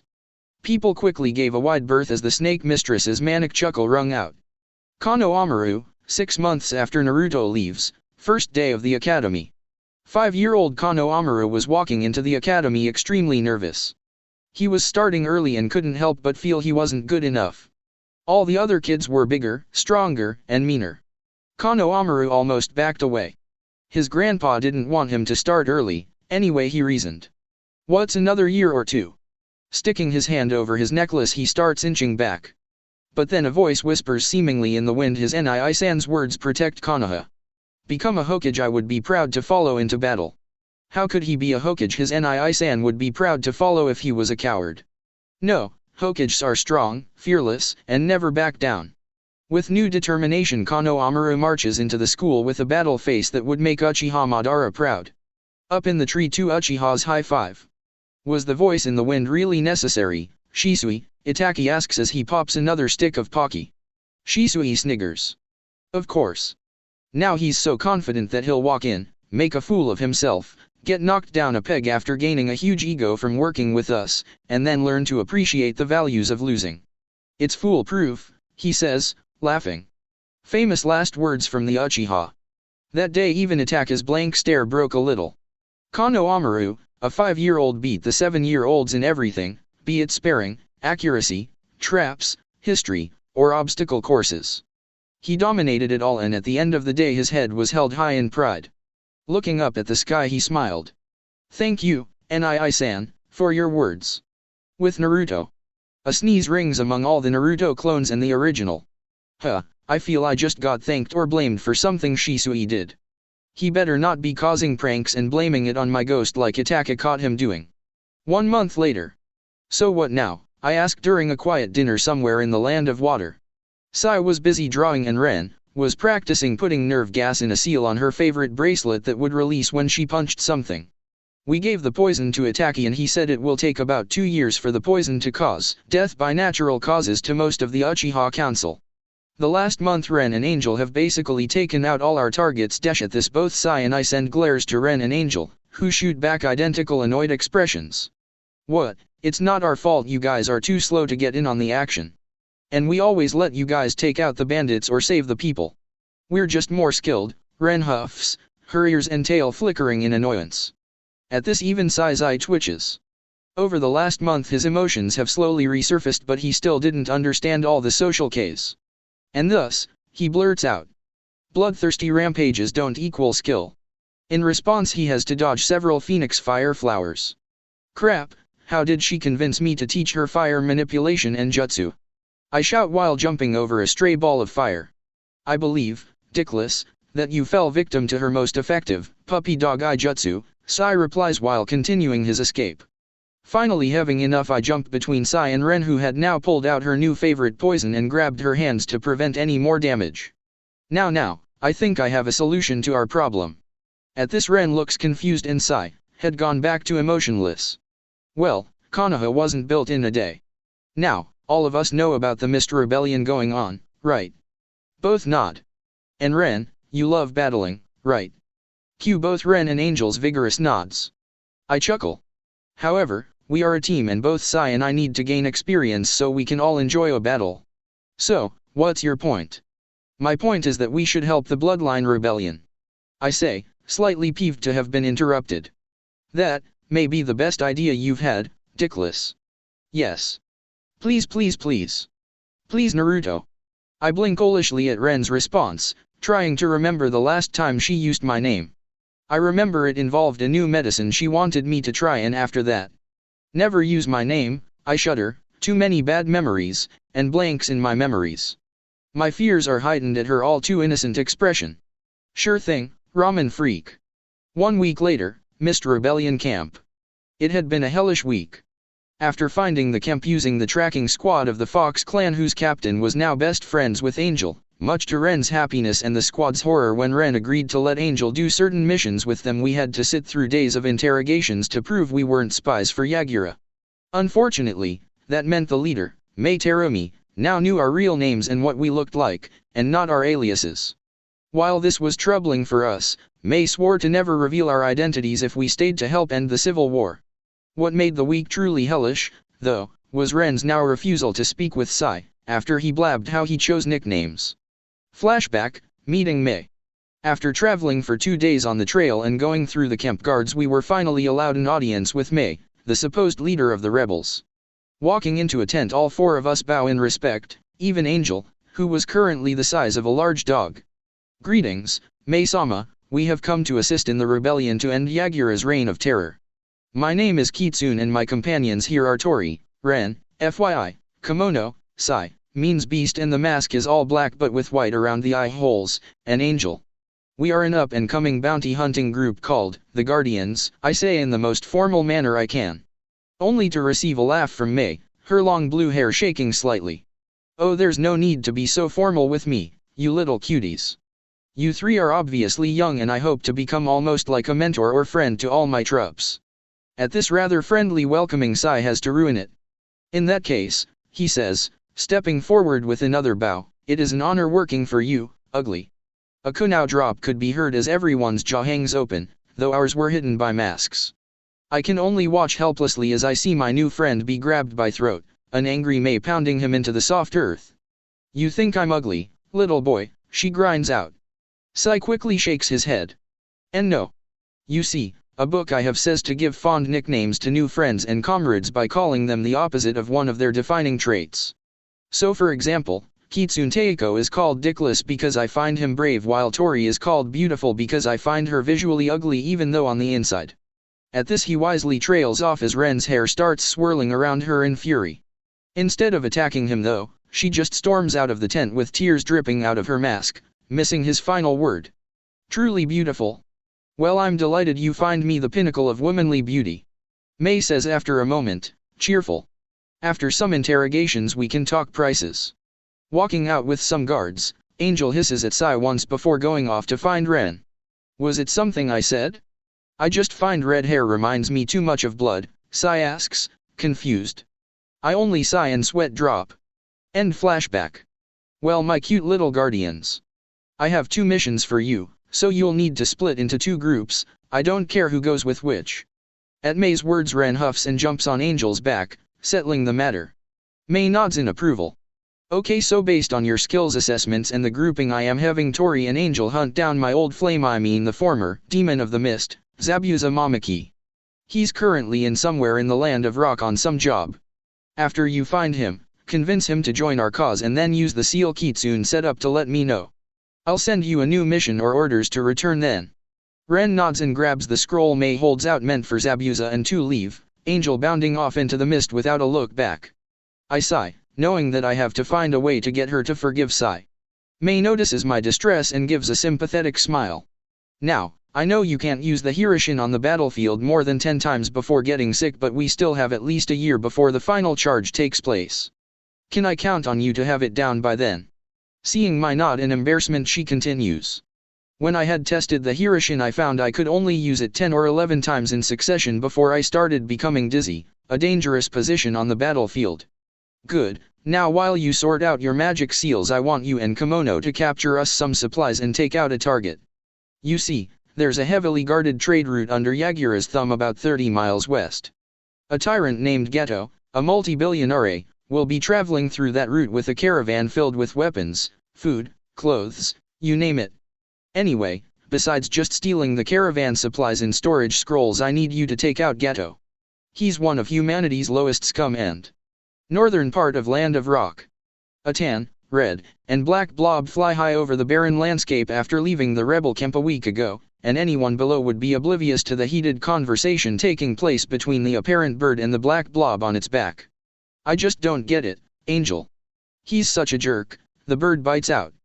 I told you he would lead you to heartbreak, Angel says mentally, with hidden guilt. I know. But I thought he'd look past my fox ears, tail, and wings, Ren continues with tears. Mentally Angel was cursing herself for her own cowardice and selfishness. She didn't like Sai or any male to get near her little Ren. No male was good enough to mate with her, so she had hid the fact that Sai, in his emotionally stunted way, only didn't particularly like her red hair, but found her personality amazing. And now, with Ren's tears and anguish hitting her in the wind, Angel couldn't help but wince. She almost considered fessing up to her mistake, but held back, not wanting Ren to leave her. Better Ren cries over it now and learns to just work for Sai. After all, Angel only needed Ren to be happy. Shouldn't Ren only need Angel to be happy? Yeah, humans are stupid. We don't need them. You only need me. Hey. Isn't that Zabuza below? And look, he has some toys for us. Angel purrs the last part, pointing to a man matching Zabuza's description and a shorter accomplice surrounded by 5 huntermen from Yagura. Yagura's trade route, same time. Stupid mist, stupid caravan being 2 days behind, I grumble after not sleeping for the past day due to needing to be vigilant and the constant dampness from the mist. Kurama grumbles in my mind, muttering about being a wimp. Taeko. Sai calls out next to me timid. I turn my mask to him and give a go-ahead motion. How does one compliment a girl? I mean, I assume Ren is at least partly a girl after observing her in the hot springs once to confirm, but my attempts at compliments are not achieving the desired results, he admits sheepishly. I look at him, shocked, not knowing how to proceed after hearing him admit peeping on arguably one of the most temperamental females out there. Deciding to save that for later I proceed. Well, Sai, I would first like to say Ren is 100% girl. I can tell he is relieved. So she is not part angry devil then? Just girl? He asks, completely oblivious to the amount of pain he would be in if Ren heard that. No, I assure you she is most definitely just a girl.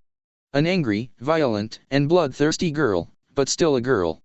Now, in order to show her you like her, first explain that you find her personality to be nice. I continue with Sai nodding at my sage advice, and, poor Naruto, he doesn't realize that just saying a girl is nice won't do it and might end up putting Sai in the hospital. After you do this, give her flowers, drawings, etc. And make sure to always compliment her without using opposites. Sai nods, writing this all down. And Sai, I say later after a long pause of watching the empty road. Yes Teiko. Never let Ren know you confirmed her gender by peeping, okay? Yes, Teiko. End. Omake, learning Uchihis. It had been a day since Naruto almost met his end by the Uchiha obsession and he was currently facing the stoic face of his new tutor. Itaka says. Good morning, Naruto tries. HN. Itaka says nodding. Naruto sweat drops. What, is HN a language or something? At this Itaka's eyes gleam. HN.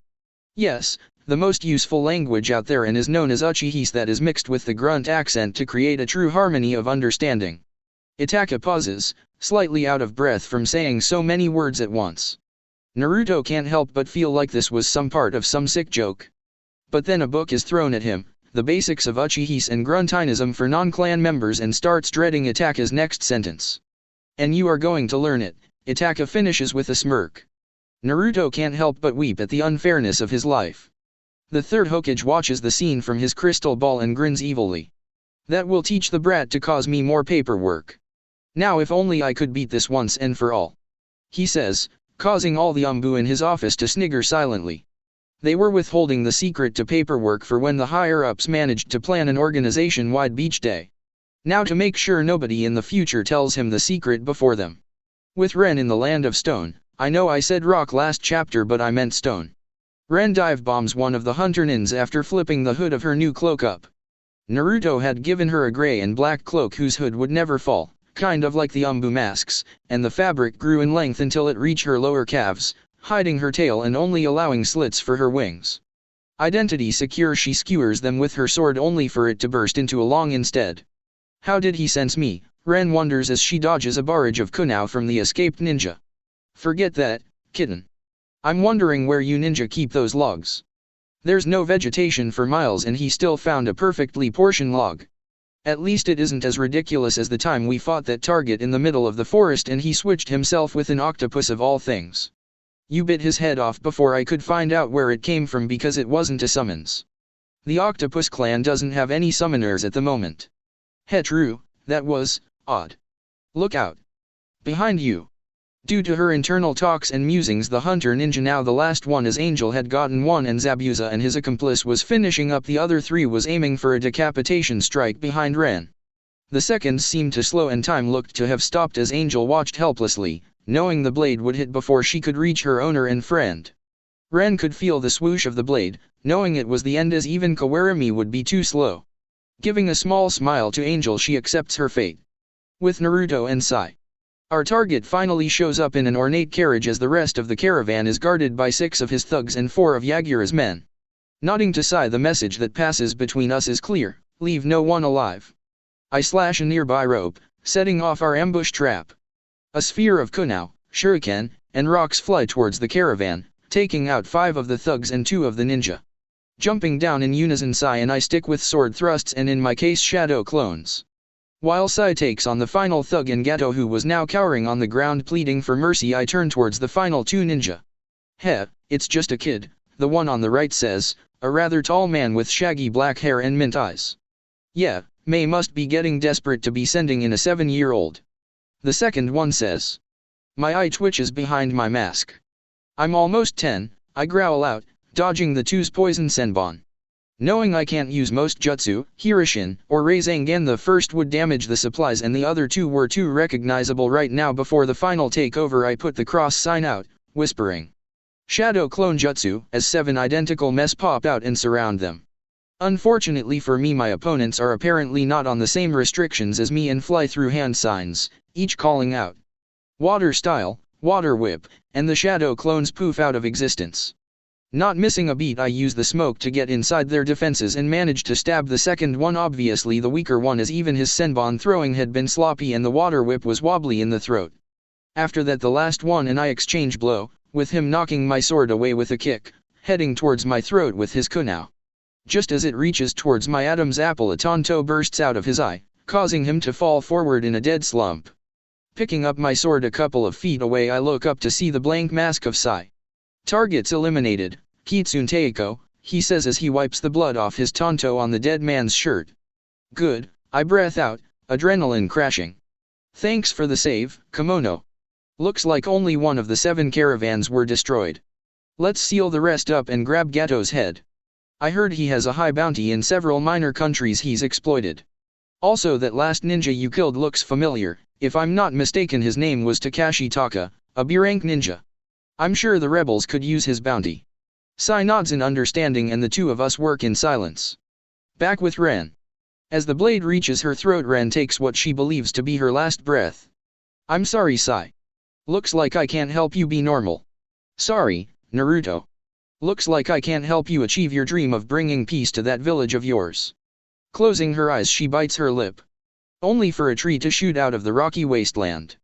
Another emerges underneath the masked hunternin and impales him. When the seconds tick by and Ren doesn't feel, well, dead, she peeks open one eye and sees the tree protecting her. What? What happened? That's what I want to know, Gaki, a gravelly voice says, and a new blade is at her neck. Mind explaining where you came from and how you have the legendary Mokyuden? Heh. You see. Zabuza couldn't believe his ears. This, 4-year-old, maybe 6? He wasn't sure, but he knew there was no way she was almost 10. This little kid fought like a seasoned warrior with that demon cat with a clearly misgiven name and could use Mokyuden.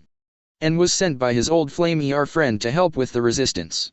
And she could fly. The hood over her face covered something as well, and he could almost swear there was a red something popping out from the bottom of her cloak at times. So, you can fly, he said, showing his years of intelligence and wisdom. His apprentice, Haku, had made hot tea among the battlefield and handed each a cup while Angel enjoyed the bounty of hunternins. Yes. I can fly, Ren sighed, a headache forming. Why was everyone obsessed with the wings? Now can we get back on topic to the letter from Lady May? Of course, I'll help her, Gaki. It's just, you can fly. Zabuza couldn't help but imagine all the money he could make with the kid.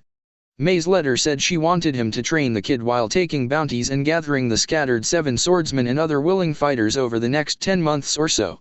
Sigh, yes, it's amazing and all, and yes, I'll use it to help capture our targets, she says as she opens the reply May had sent after Ren informed her of the mission success. Admittedly, Ren was skeptic of Naruto setting up a seal matrix for May to send the Guardian's orders. What if she had someone decipher the seal and then it came back to bite the leaf in the ass? But Naruto had set in several failsafes, including letting her install one of her more fun poisons that would activate if someone messed with it. Our first target, Ren says, holding up a picture to her new comrades. Zabuza and a male? Female? Both? Haku. Reiga Kurosuke? Zabuza chuckles. Excellent. Tell me, Gaki, have you ever heard of silent killing? As the two crazy sword users laugh like madmen, poor Haku for the first time wonders what he got himself into when he joined Zabuza a few years ago. Back at the rebel camp with Naruto and Sai. After sealing all the supplies in large storage scrolls and using a couple of well-placed Hiroshins, we arrived back at camp, both of us wanting nothing more than a well-deserved rest. During the sealing, a torrential downpour hit, and combined with little sleep, not to mention the fight, neither Sai or I was in the mood for being awake after dropping off the scrolls. Unfortunately for us, May had other plans. My 2 favorite carrier pigeons. I have the perfect mission for you guys next. Resisting the urge to act like a child, knowing that after this rebellion was over the payoff would be worth it, I calmly bow and say, "Yes, Lady May. What would you have us do?" With a smirk, May explains her plans, and I can't help but smirk as well and feel that suddenly, sleep was overrated. Konoha, with Itake and Shisui. Have you slipped the poison into their tea for the meeting, Itake? Shisui asks, the two sitting in one of Naruto's favorite hiding places that nobody else knew about, not even Konohamaru. Yes, within the month the oldest councilman should have organ failure, allowing me to take his place. Then, Every meeting I'll slip it into the tea kettle. It is most fortunate that I have been given the antidote, Itaki replies before devouring an entire box of Pocky without the usual clan air grace. In fact, Shisui mused, he looked more akin to how Naruto looked while on a ramen binge. Not that Shisui would ever voice that observation. Shisui, a cold voice states, and Shisui feels a cold sweat as he looks up to see Itaka with Sharingan blazing. I sense you were comparing my minor indulgence of Pocky-sama after not having it in a long time to Naruto on one of his binges. Is this sense right? And no, of course not, Itaki. I would never insult you or Pocky-sama in such a way, Shisui says, slowly backing away while ideally wondering if he would have to use his main Jikyo to convince Itaka to not end him. And minor indulgence? After a long time? Yeah, right. He's more obsessed with Pocky-sama than Sasuke is about getting vengeance on the weather for raining on his birthday last week. Plus, I swear he ate some not 10 minutes ago. Itaka blinks slowly and turns his head away. Good. An idea suddenly came into Shisui's head. Any, Itaka? Why not just have me use my main Jikyo to stop their plans? 2 reasons, foolish cousin, Itaka states. 1. Danzo would get word and try to control you or steal your eyes. Shisui nods at the reasoning. And the second? Itaka scowls while looking up at the moon. The foolish council cut down on my Pocky budget. In the words of my foolish little brother, I am an avenger. Pocky-sama will be avenged. Shisui's sweat drops at such the horrible reason for mass murder. Sure thing, Itaka. With Naruto and Sai, 19 hours later. Almost 72 hours without more than 3 hours rest, and I was going to snap if Ao, a guy with the stolen Byakugan that May assigned to us for the mission, didn't stop eyeing me with suspicion and doubt. We were currently staking out one of Yagura's 4 main towers, waiting for the nightly fog to settle in. Our mission, infiltrate and set some of my seals, both Hirishin and disguised exploding matrices, while the main forces from the tower were focused on the loss of the caravan Sai and I raided, as well as a raid May had staged in the northern part of the village. This mission was important, so I knew snapping could end in us failing. What is it? I managed to grind out in a somewhat civil manner, eyes focused ahead as Sai sits in another alleyway, using his ink mice to travel and bind the guards. I don't understand what a kid like you is doing on this type of mission. Your kind are only good for mass battlefields and mass murdering, he replies, his hidden Byakugan blazing for lookouts and trouble. I narrow my eyes. My kind, sir? If you are talking about my other chakra that your other eye sees, then I must inform you I have never used it in actual combat. Oh? And why is that? He asks, genuinely confused. Because that chakra is a tool. I can use less than a quarter of it before it harms me and I lose control. I know about Yagura. Lady May told me about the genjutsu he's under. And I know that makes it hard for you to trust my kind. But know this, I pause and look him in the eye, my blue orbs blazing in the night. I am not like that, and as long as we work together I will harm you. That chakra will not be used unless absolutely necessary. This causes Ao to nod, seemingly approvingly.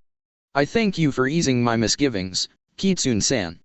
Though I must wonder why you are helping us. Lady May has mentioned an alliance with the reformed Mist, but as you are a mercenary. How would an alliance benefit me, correct? Ao nod.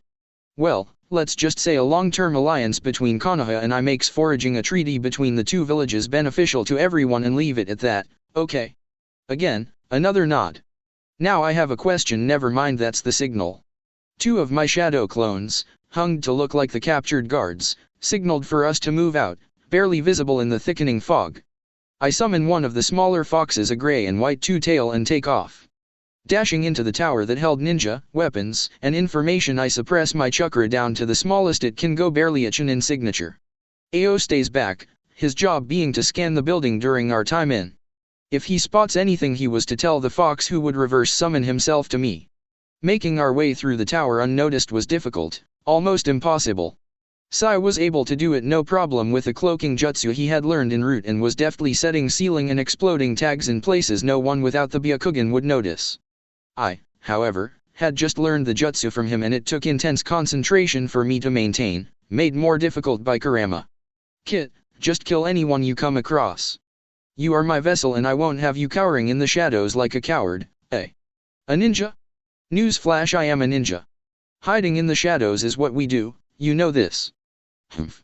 I never used stealth. Just crush everything and roar, that's my motto, the fox says proudly. What a terrific motto, I sweat drop while placing a Hiroshima tag at the bottom of a toilet. And that terrific motto is why you've been inside a human for 90-something years. Clearly stealth isn't necessary, oh great one. After that comment Kurama goes quiet. Just as we are finishing, an explosion goes off near Yagura's tower. Our agreed upon signal with the distraction group and we make a clean escape, Sai using his new ink bird jutsu to carry us out. He got the idea after watching Ren cart around Angel in the sky and recently perfected it. With Ren. A parry and upward slash blocks Zabuza's mighty sword while Ren trains on the shore of a lake, not far from where the group met. A water clone pops up and tries to stab her but a vine pops up, protecting her. Arg, we've been doing this for hours. A day ago plants were as apathetic to me as they were to any human. And now I can't escape them. Ren whines while trying to get free of the now clingy vine. Well, at least you'll always have a friend, Egaki. Just beat the plants into submission, Zabuza says, apparently trying to be supportive. Ren's glare shows the attempt wasn't appreciated. Haku steps up, the now indisputable male trying to stop a fight before it breaks out. Now Torai-chan. How about we work on separating the two elements that make wood, earth and water, and work on elemental manipulation of them? I did that for ice and it helped. And with that, Zabuza was quickly replaced. Hour later, back at Rebel Camp. After reporting to Mei the success of the mission, I trudge off to the tent Sai and I share while Sai goes off to paint. Collapsing on the cot, I don't feel the arrival of the new letters from Konoha, bringing bad news. Konoha, Sarutobi's office, earlier. 2 years. 2 years since he had last seen his surrogate grandson, and while looking at a certain order on his desk, waiting to be signed, Hiruzen had never felt guiltier. He felt guilty for not protecting Naruto better from the village. For not being able to stop him from leaving. But most of all, Hiruzen Sarutobi felt guilty for feeling slightly relieved that Naruto was gone. Shisui and Itaki informed him that the Uchiha-ku was stalled and they were quietly taking out the leaders in some fashion. He honestly didn't want to know how plausible deniability, the civilians were calmer, and the Umbu weren't stressed about protecting Naruto. Even Danzo wasn't bugging him for the chance to train the young blonde and agreed with him in most matters now during council meetings. Yes, though Sarutobi would love to see his surrogate grandson again, he had to ask, was it worth it? Was wishing for Naruto, who was never a very good shinobi or child at all, even if his goofy smile and pranks brightened his day, to return even though he was more than likely dead or in a civilian setting, the right thing for the village? For Sarutobi? Naruto wasn't a genius like his father, and his presence always caused a security risk with Iwa, Kumo, and even his own advisor Danzo. With Naruto gone. Sighing after making the hardest decision of his life, Hiruzen Sarutobi signs off on the order. Naruto Uzumaki was declared dead, and the monthly search ops he had always pushed for were now suspended. If Naruto ever showed up again, Sarutobi promised himself he would change things, but, no. The chance of ever seeing the Fourth's legacy again alive was too small. It was for the best, he decided. It was time to lead the village to the future, and not dwell on the mistakes of the past. Naruto was a mistake. A precious and unfair mistake. But now the village could move forward. Konoha, right after Sarutobi's decision. Shisui, Itake, and Konohamaru were shocked. Things were going so well. The traitors in the clan were going to die. Konohamaru was advancing swiftly in the academy, Itake's little brother was finally growing some independence, okay, maybe not so much on the last one, but overall things were starting to look up and Naruto would be allowed to come home. Until the third Hokage declared his body found dead in a river near Tanazakugai, looking emaciated and sickly, still in an orange jumpsuit. Now, none of the three boys believed that Naruto was actually dead. For one thing, he was in mist helping the rebellion, but the point was that their leader, Konohamaru's grandfather, who had always shown love towards Naruto, announced his death and showed the populace the body. The civilians cheered and had parties while many shinobi of Chunin rank and higher began worrying. They knew that not having a Jinchuriki was just calling for someone to attack them later on. Konoha was strong but still reeling from the attack almost 10 years ago, and not having a Jinchuriki when their enemies Kumo and Iwa had 2 each. Many of the shinobi, especially those whom actually didn't mind the blonde brat, wondered if their Hokage would order the populace to stop their actions or discuss new battle plans. He did not. The Hokage, after having Naruto's body taken away, looks at his people with pity and turns his back on them. The unspoken message was received louder than any words. You happy now? I am disappointed. Turning back around after the crowd quiets, he finally speaks. As for this tragedy, let us move on from the past. Our will of fire was snuffed out with the treatment of young Naruto, but now I hope you have all seen what a mistake your actions were. However, instead of dwelling on the past, let us look to the future and reignite our fire. Let us move on to a newer, brighter chapter in the village hidden in the leaves. And with that every ninja and citizen cheers, feeling slightly guilty but wanting to look towards a new day. Most of Naruto's classmates cheer with their parents. They hardly remembered Naruto, except that he was an idiot, and easily got caught in the excitement. Everyone cheered, except 6 in the crowd, 3 of which were ducked in an alley, away from prying eyes and ears. The Ichirakus didn't cheer, choosing instead to close their stand in remembrance for a week. If they were better off, they'd move to another village after witnessing their village's actions. Itaka didn't cheer, his Sharingan flashing in anger at how his little brother's supposed death was used for a patriotism campaign. Shisui didn't cheer. He felt disgusted at how Sarutobi wasn't even telling the assholes that they drove away the son of their greatest heroes. At that moment he wondered if letting Naruto leave and protect Konoha on the outside was the best idea, if this was how he was treated. Konohamaru wasn't cheering. He felt betrayed. His Nii-san, the only one who would ruffle his head while calling him Saru, the only one to have completely believed he would become Hokage, was said to be dead. Itaki Nii and Shisui Nii assured him that Naruto wasn't dead, but to see his body proudly on display, like some trophy? No. Amongst the cheering, Konohamaru finally saw his village for what it was, a ninja village built on lies and deceit. Oh, he thought he understood what life was like when his favorite Nii-san left and he learned of exactly what his brother did for the sake of the village, but he was just a stupid little kid then screaming about Hokage. His old self sickened him. Looking up at the man he used to admire most behind his brother, Konohamaru raised his fist with a defiant fist in the air. I will become Hokage, he declares with such conviction that it shakes both Uchihas out of their silent rage, so that I can stop the darkness in the village that even my grandfather would fake my Nii-san's death just to further his own gains. I will become Hokage, to make a world where Naruto doesn't have to be the scapegoat or leave to save us. Itaka smiles, glad that his new little brother had such noble goals. He prepared himself to make a long, noble speech. Opening his mouth to give a grand talk over the shinobi way, he finds himself interrupted by the wisdom that is Shisui Uchiha. When did you learn such big words, runt? Oh yes, such wisdom. Naruto sends me books sometimes. One was a speech and dreams novel so that I wouldn't embarrass myself as Hokage. Outside the alley where civilians cheered, one other boy wasn't cheering. Shikamaru Nara was deep in thought. He knew that Naruto wasn't dead. The blonde boy who would secretly challenge him to shogi sometimes was too troublesome to die, and the story the Hokage formed had too many holes in it. That's when he caught Konohamaru's little speech, and it was clear as mud. Shikamaru walks away before he's noticed with the knowledge that Naruto was alive and 100 questions that spewed from that knowledge. For now though, his shogi partner was alive, and that was enough. With Danzo, next day. When his old rival asked for a fake dead body of the Jinchuriki to announce his death, Danzo couldn't be happier than if all the other villages suddenly bowed down in submission to him, and Konoha.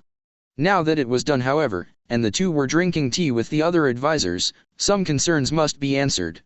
Hiruzen. Now that the Jinchuriki is declared dead, announcing his return once he's found would not be wise for village morale. Danzo states calmly.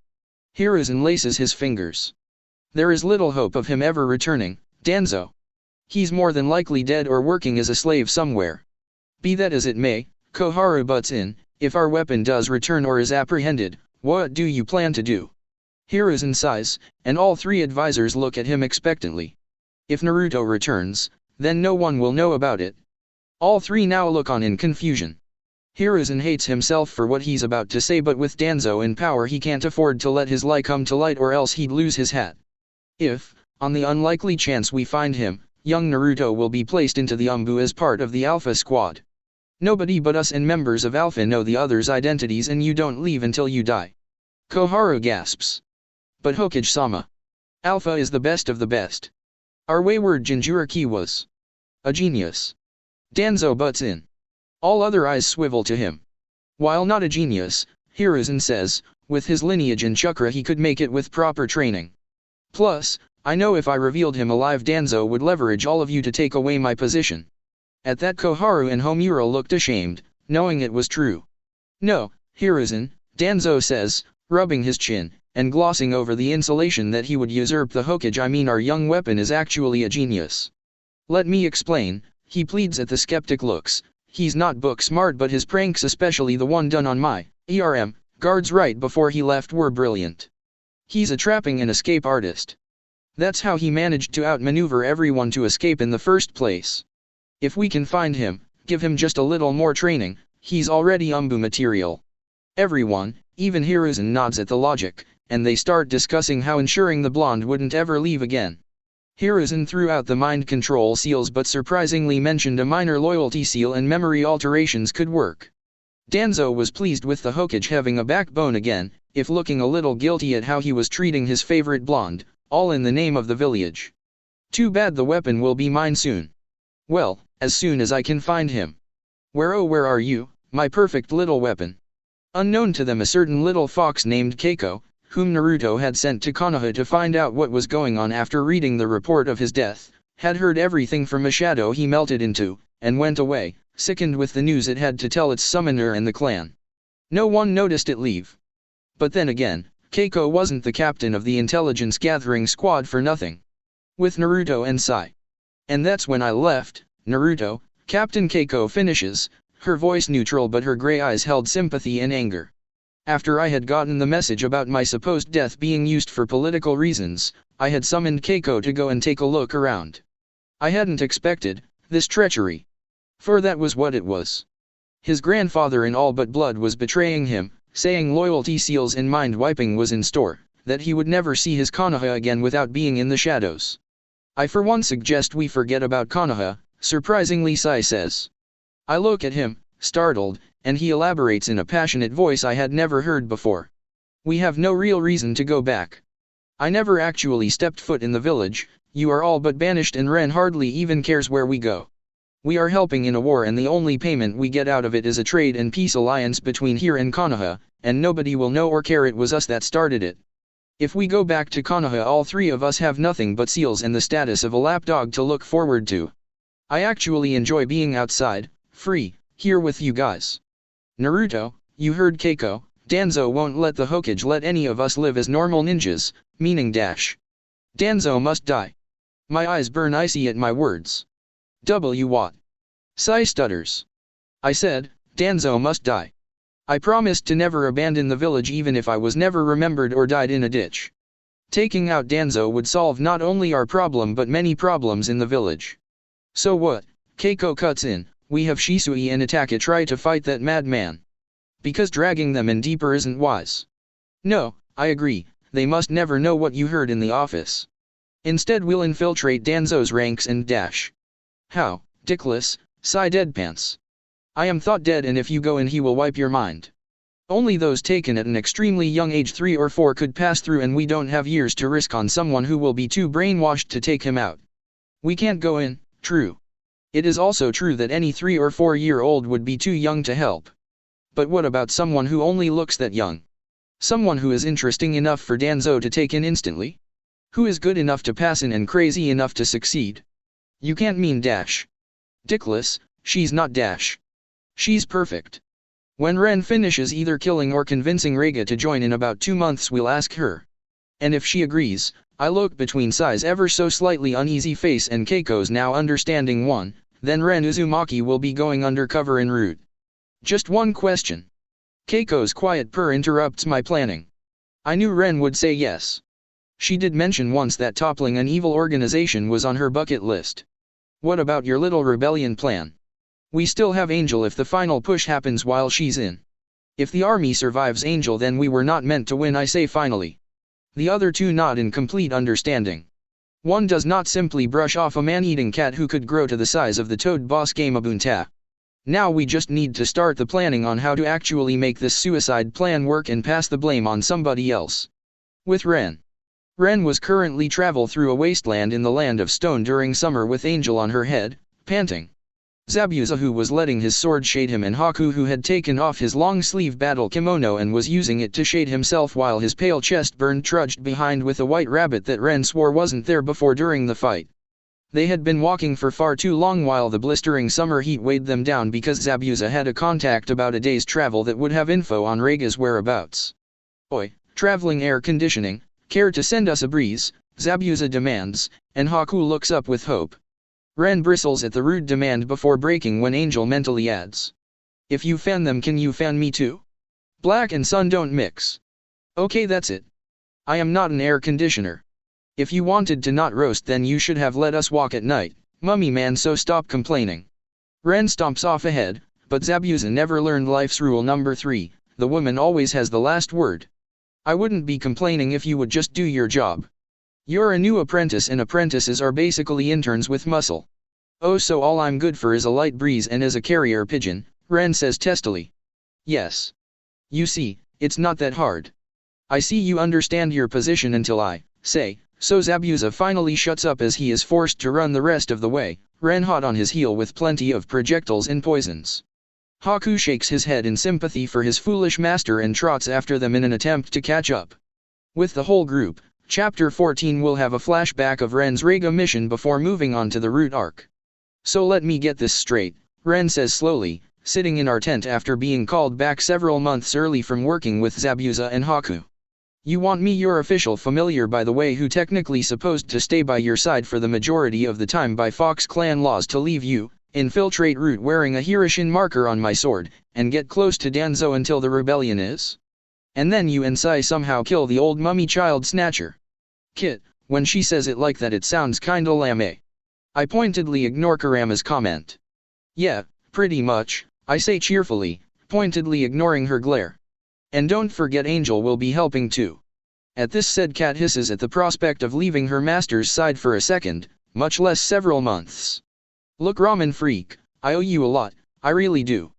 You're my family, you accept me for how I look dash." She shoots Sai a pointed glare that causes him to look confused. "And you have taught me a lot, even those sealing books are extremely useful. I would do anything for you, even die thousands of painful deaths if it meant you lived to fight another day." I smile, thinking she's agreed. But this plan is insane, even by my standards. I mean, sending me into one of the most undercover organizations in the world is suicide for our goals. What if I mess up and they scan my mind, revealing everything about you two, or end up needing to fight my way out? Sure, I learned the hidden mist jutsu and improved my kenjutsu skills and can finally control if I summon plant or not, as well as added a nasty infection causing poison to my arsenal, but taking on root is just asking for death. And it's not even necessary. Her ears flatten to her head as my eyes narrow. Not necessary? Yes. Not necessary. It's not necessary to risk your life to take out a madman who wants you as a puppet simply because you want to return home. Her voice was even and lacked any sass. Ren was serious. "That's not the reason dash," I start. I know. He has been on your, Naruto's list of people to die since before I met you, right before Orochimaru, who you think you need to kill on my behalf." I huff, more embarrassed that she found the list than mad. "Naruto. We have a life out here. I'm happy. You're happy. Heck, even Pasty has been showing some genuine emotion lately. Why risk that happiness just to take out a man who runs Konoha's underground?" I agree with Ren. Why go through with a plan that will surely fail for a small gain for us personally? Sai looks down after agree with Ren, missing her shocked but grateful glance. Because just because we're free doesn't mean we can just abandon everyone else. That causes both to look at me. According to you, Sai, there are about 300 root agents and recruits, over half of them being under 13. That's unacceptable. Most of those kids are like us, orphans. Sai, do you want to condemn hundreds of kids to the life you led? Well, no, but... And Ren. Danzo pays Orochimaru to experiment on those kids for more weapons. Do you want to go through the rest of your life knowing you just ran away from Orochimaru again? Even if it is just one of his pawns. That got her to pause, then sigh. No, I suppose not. When do I leave and give me an actual viable plan to take out the mummy child snatcher that goes beyond, just summon us with Hirishin and we'll take him out using teamwork? I smile my trademark grin and tackle her for a hug, dragging Sai and Angel in too. That night, Ren was laying on the bank of the nearby lake, resting against Angel for the possibly last peaceful night they would have for a long time. Tomorrow she would head out towards Tanzukugai, hopping on a caravan there that would stop near a small town that had a base there that would recruit from the orphanage, which just so happened to be one of the best at getting kids adopted, they advertised. Of course most of those kids that were adopted actually became root recruits. She was to meet the matron there, a root agent in disguise, and claim her daddy died in the Snake Man's house, but that she escaped, so far, mostly truth, the month before when the house was abandoned and escaped, taking the sword her father had used with her. Ren was then to ask to live at the orphanage to get adopted where Root would no doubt recruit her. If she was asked she was to say she was almost 5 years old. Ren would show aptitude in Kenjutsu and seals because she was an Uzumaki. Additionally her Mokyuten ability was to manifest during her first day. That was the only good thing about this whole plan, in her opinion. Ren would get to learn how to harness her Mokyuten while en route because there was no way the old mummy didn't have some scrolls, or ways to acquire them, over Mokyuten.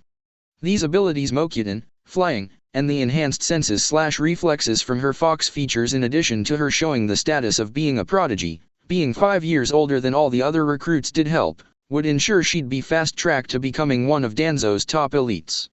The hardest part of it all besides being separated from her comrades was, surprisingly, being suspended from Fox Clan duties. Since this was deep undercover she had to turn in her lieutenant's scarf because she couldn't be called away in times of attack, war, or ceremonies. "Good evening," Sai's voice broke her out of her thoughts. "What do you want, jerk?" Ren still hadn't forgiven him for thinking her a freak. "I don't want to talk to you right now.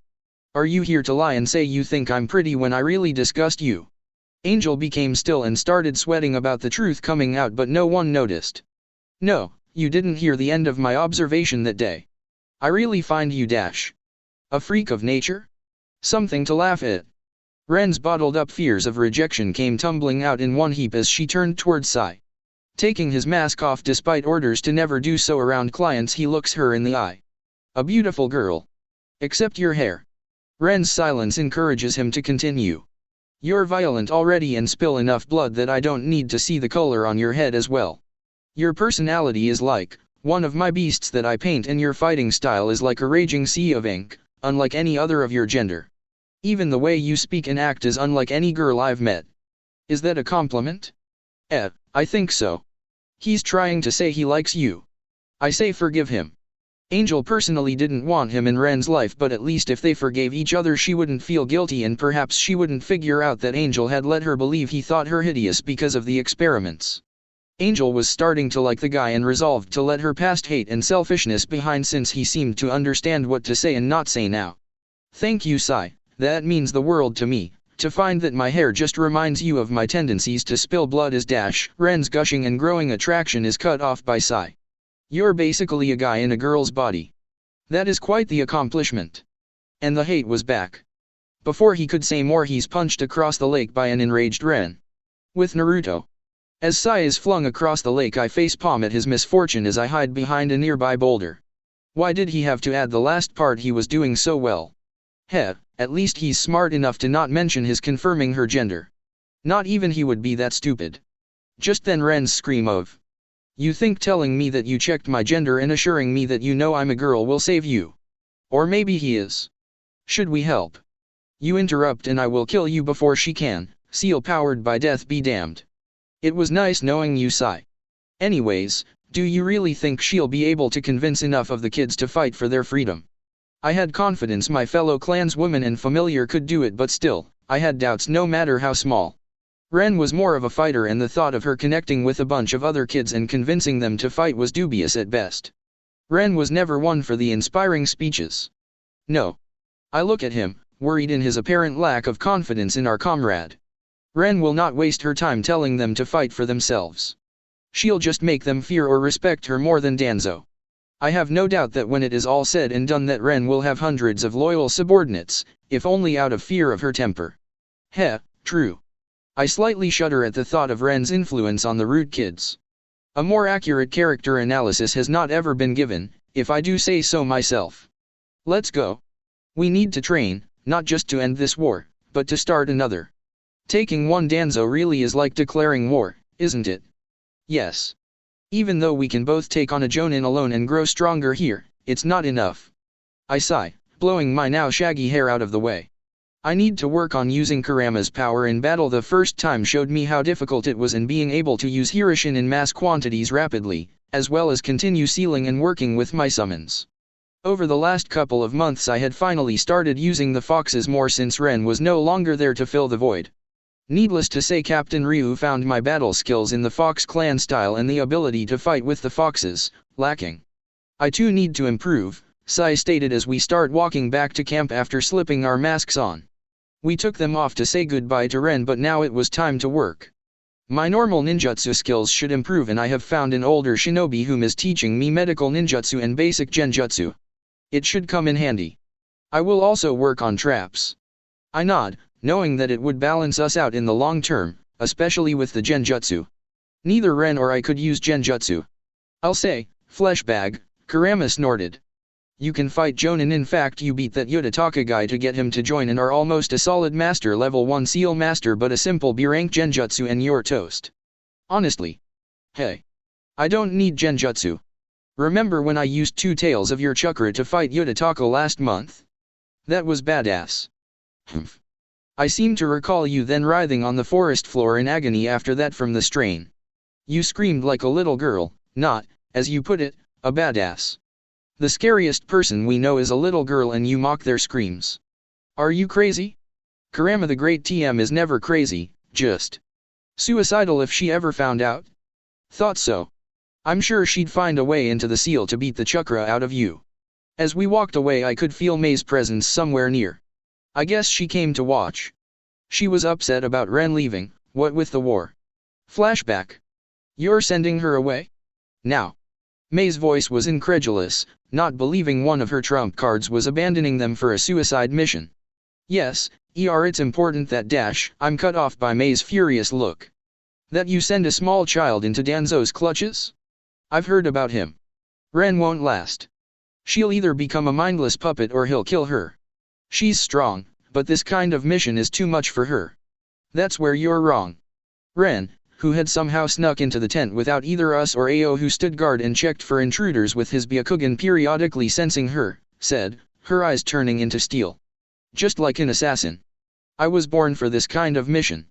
I took my first kill at 3, and before I was captured by Orochimaru my father taught me 10 of the Uzumaki assassination and espionage skills.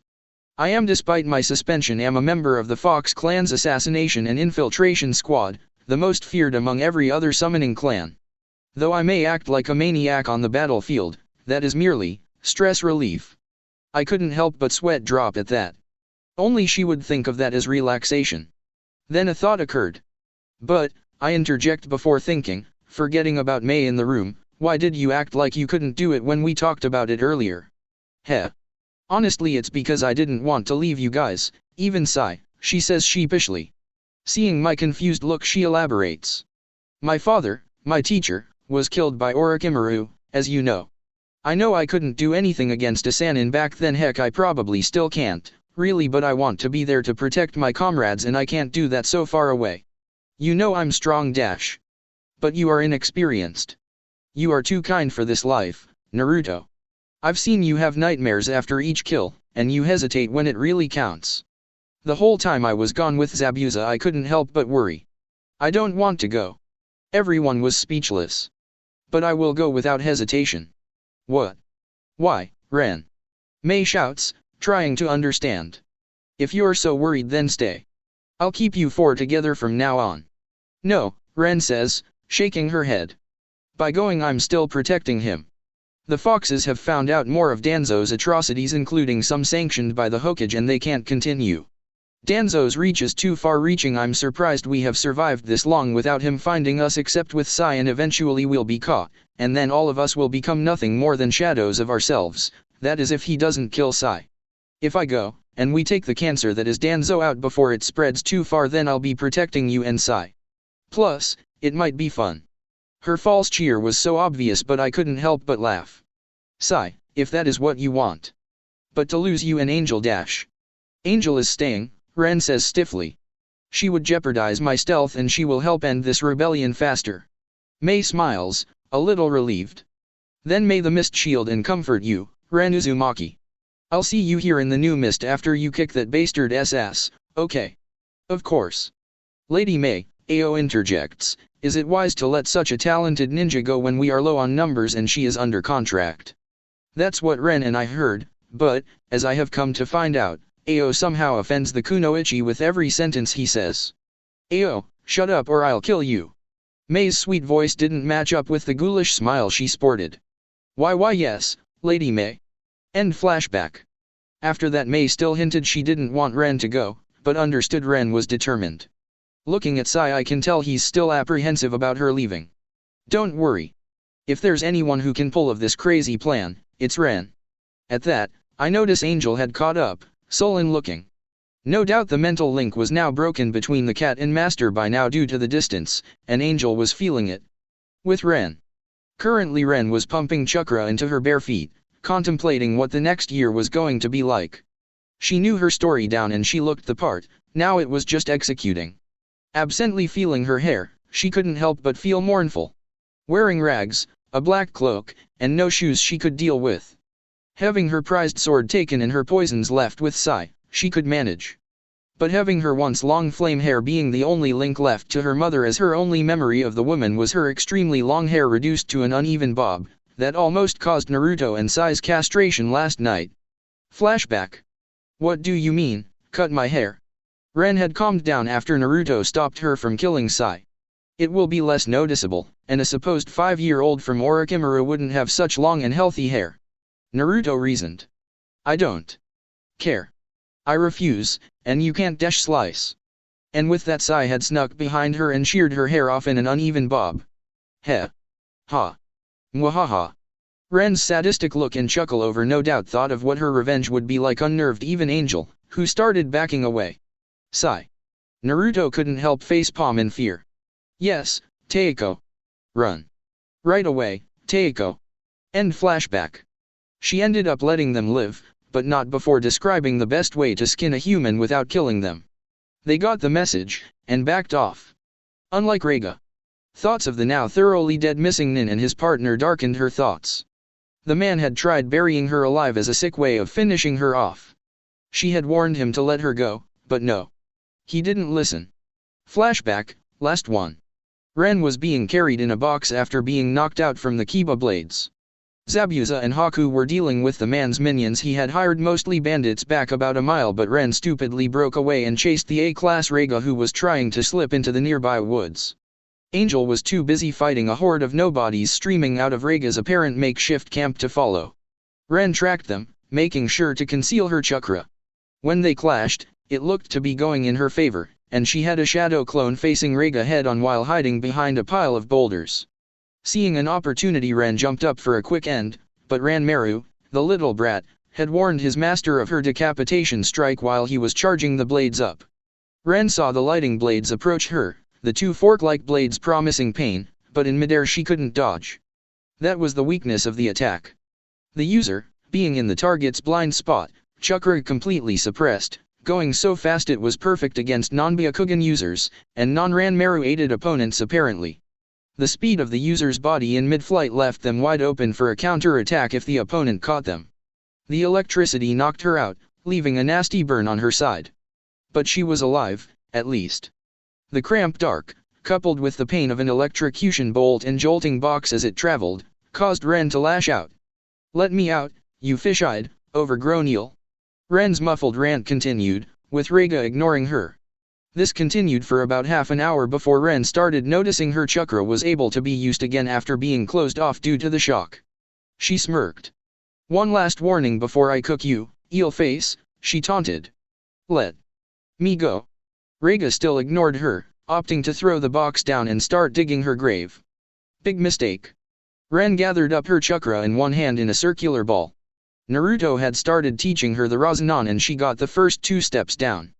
The third was impossible without intense training on it, but she didn't need the full-powered one.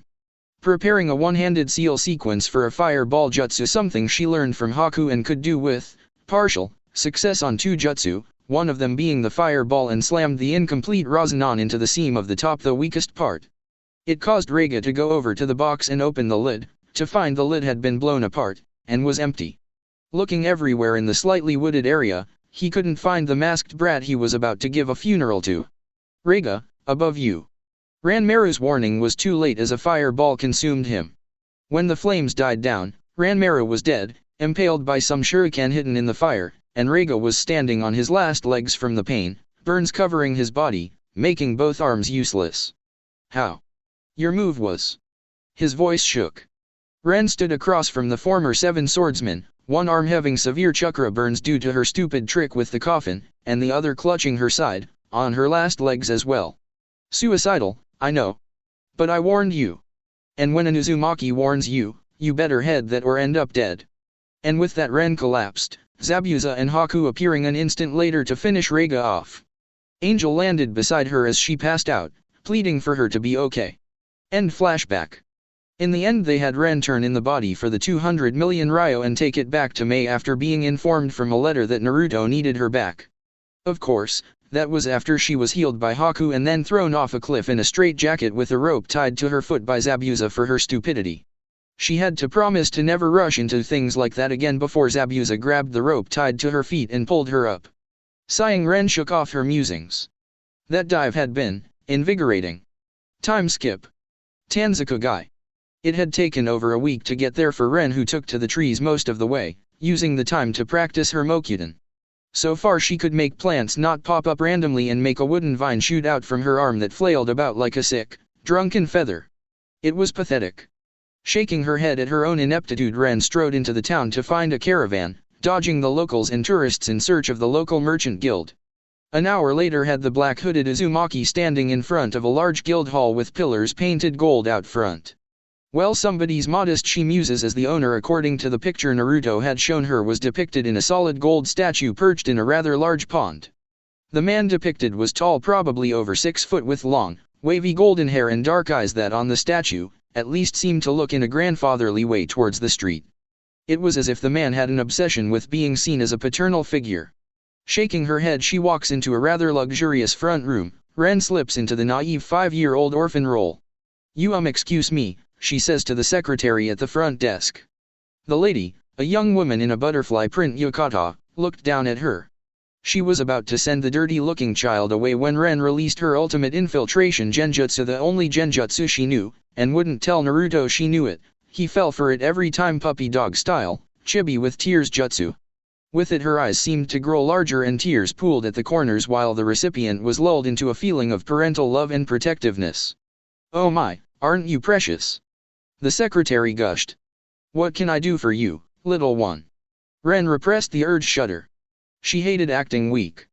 I need to find a caravan to ride with to Hikarizao, made up name, ... Where's your parents? Why would such a cute little thing like you need to go there? The only thing out there is an outpost and orphanage. Sniffle, my parents are dead. A bad man killed them. Outside, Ren looked the pitiful orphan, but inside she was wincing at the childish explanation. The secretary was eating it all up. Of course, sweetie. I'm so sorry, but we'll find a caravan for you to ride with, and don't worry, no bad men will hurt you on the trip. Really? Do why you have ninjas? Ren was curious. She didn't know they hired protection. Oh no, sweetheart, but we have something better. Now she was very curious. The boss, Mr. Takeda, is very feared by outlaws. No one will touch the caravans. In fact, you're so cute, he might want to adopt you. He's always looking for adorable and unique children. Ren started panicking at the notion of being adopted before she reached her destination. That's okay, but Daddy said to go to Hikarizao because he knew the matron. The secretary tsked and frowned on the inside. Her boss would like to add this child to their lineup. There was something special about the girl, and the secretary knew giving this girl to the boss would make him happy. Putting on a fake, reassuring grin, she said. Well, of course, but there's no more caravans heading out until tomorrow. However, I can give you a room and pass to the hot springs tonight, and then we can escort you to your destination. To the auction block in Wind Country, she mentally added. Ren wasn't fooled. She could see the fake, calculating smile and knew that there was something fishy here. Of course, Ramen Freak had to send her to someplace as fishy as his name. While training with his Hiroshin, a certain blonde Uzumaki sneezes. It's not fish cake but maelstrom. He shouts to the heavens. But she played along, curiosity wanting to know. That sounds great, she cheered. Thank you, Miss Secretary. As she was led to a room in the adjoining hotel, the secretary went off to tell her boss. After a nice bath, some laced food will be slipped in. She's so small she'll eat it all before falling asleep. If her eyes are anything to go by, she'll catch a high price. An hour later and Ren was enjoying the hot springs, a bandana covering her ears and a large towel covering the wings and tail. 2 other women were in the springs but didn't notice her. Both being rather loud in their chatter, Ren sinks into the water and ignores them the best she can. Sighing in contentment, she starts contemplating her Mokutan problem. She picked everything else instinctively, but on Mokutan, it was like she was trying to curb Naruto's ramen addiction. Impossible, but necessary to save their food budget. Hee hee hee. A soft giggle from the men's side lulls her to sleep. Wait. A giggle? Eek. A pervert. The 2 women shriek, causing her eyes to pop open to see them grab a white-haired old man from a tree overlooking the women's bath. They beat him up, ignoring his cries about research, and then huff off. Ren would have joined in, except it would have no doubt revealed her extra features. As it was, she could only stare at him, not wanting him to notice her. Too bad that wasn't the case. Oh, I see I have someone who appreciates my genius, the man said after picking himself up. That's it, Ren fumes. As if you old prune. Go peep somewhere else. I'm too young for a filthy old man like you. The man then looked offended. You are much too young. But I am not a pervert. And with that he launched into a mental scarring dance that ended with the great toad sage, Jiraiya. Oi, Gaki. Not going to respond. What are you doing here? In truth, Ren was horrified and awed. Horrified of the whole situation, but awed at how such a legend as Jiraiya of the Sannin had stooped this low, a renowned summoner and spy master. Oh, that's it. He's playing the idiot to get more information. Clever. In truth, that's exactly what Jiraiya was doing. He was in the area to find evidence of the child trafficking and drug ring of the Takeda Merchant Guild, and the girl in front of him, with the wisps of red hair and those eyes, Kushina's eyes, almost would fit the description of the type of child that would be sold. Her arms were muscled, pointing to training, and her speech spoke of someone who wasn't just a little kid. When he saw her start analyzing his speech and seemed to reach the conclusion that he was prying for information, he knew the girl in front of him was a shinobi, or one in training. Well then. Nice to meet you, pervy sage, she said cheekily. Nobody had the balls to do that except. What's your name, Gaki? He ignored the nickname and the wave of memories that hit with it. Ren stiffened, but then remembered she had already used her real name for the hotel login sheet to leave a trail for Root to confirm her identity later. Lying would be useless, so she told him the truth and hoped it ended there. Uzumaki. Ren Uzumaki. Jiraiya sucked his teeth in. That explained it. She was like a mini Kushina. He never thought there were any Uzumakis left, except his godson. His old sensei had faked his student's son's death for political reasons, but still had Jiraiya searching for him. Jiraiya was always on the lookout for any leads, and this brat could be the answer to both his Naruto problem and his trafficking problem. He couldn't scare her off, so he planned to gain her trust first. So, traveling with anyone, he started. No. I'm an orphan. The guild has given me room and board for the night before I ride with the caravan to an orphanage. Well, this intrigued the Toad Sage to no end. They wanted her, no doubt for her Uzumaki genes. I can tell you have training. Ren stiffened. Called it. And I need your help for a mission I'm on. If you help me, I'll give you, let's say, 1 million Ryo. Ren's eyes bulged. The uses for Naruto and Sai could find for that amount. I would just have to threaten Naruto with castration to prevent him from using it on ramen. What do I have to do? She was suspicious, but the money was too great. Jiraiya smiled. Heh. Simple. I want you to get trafficked.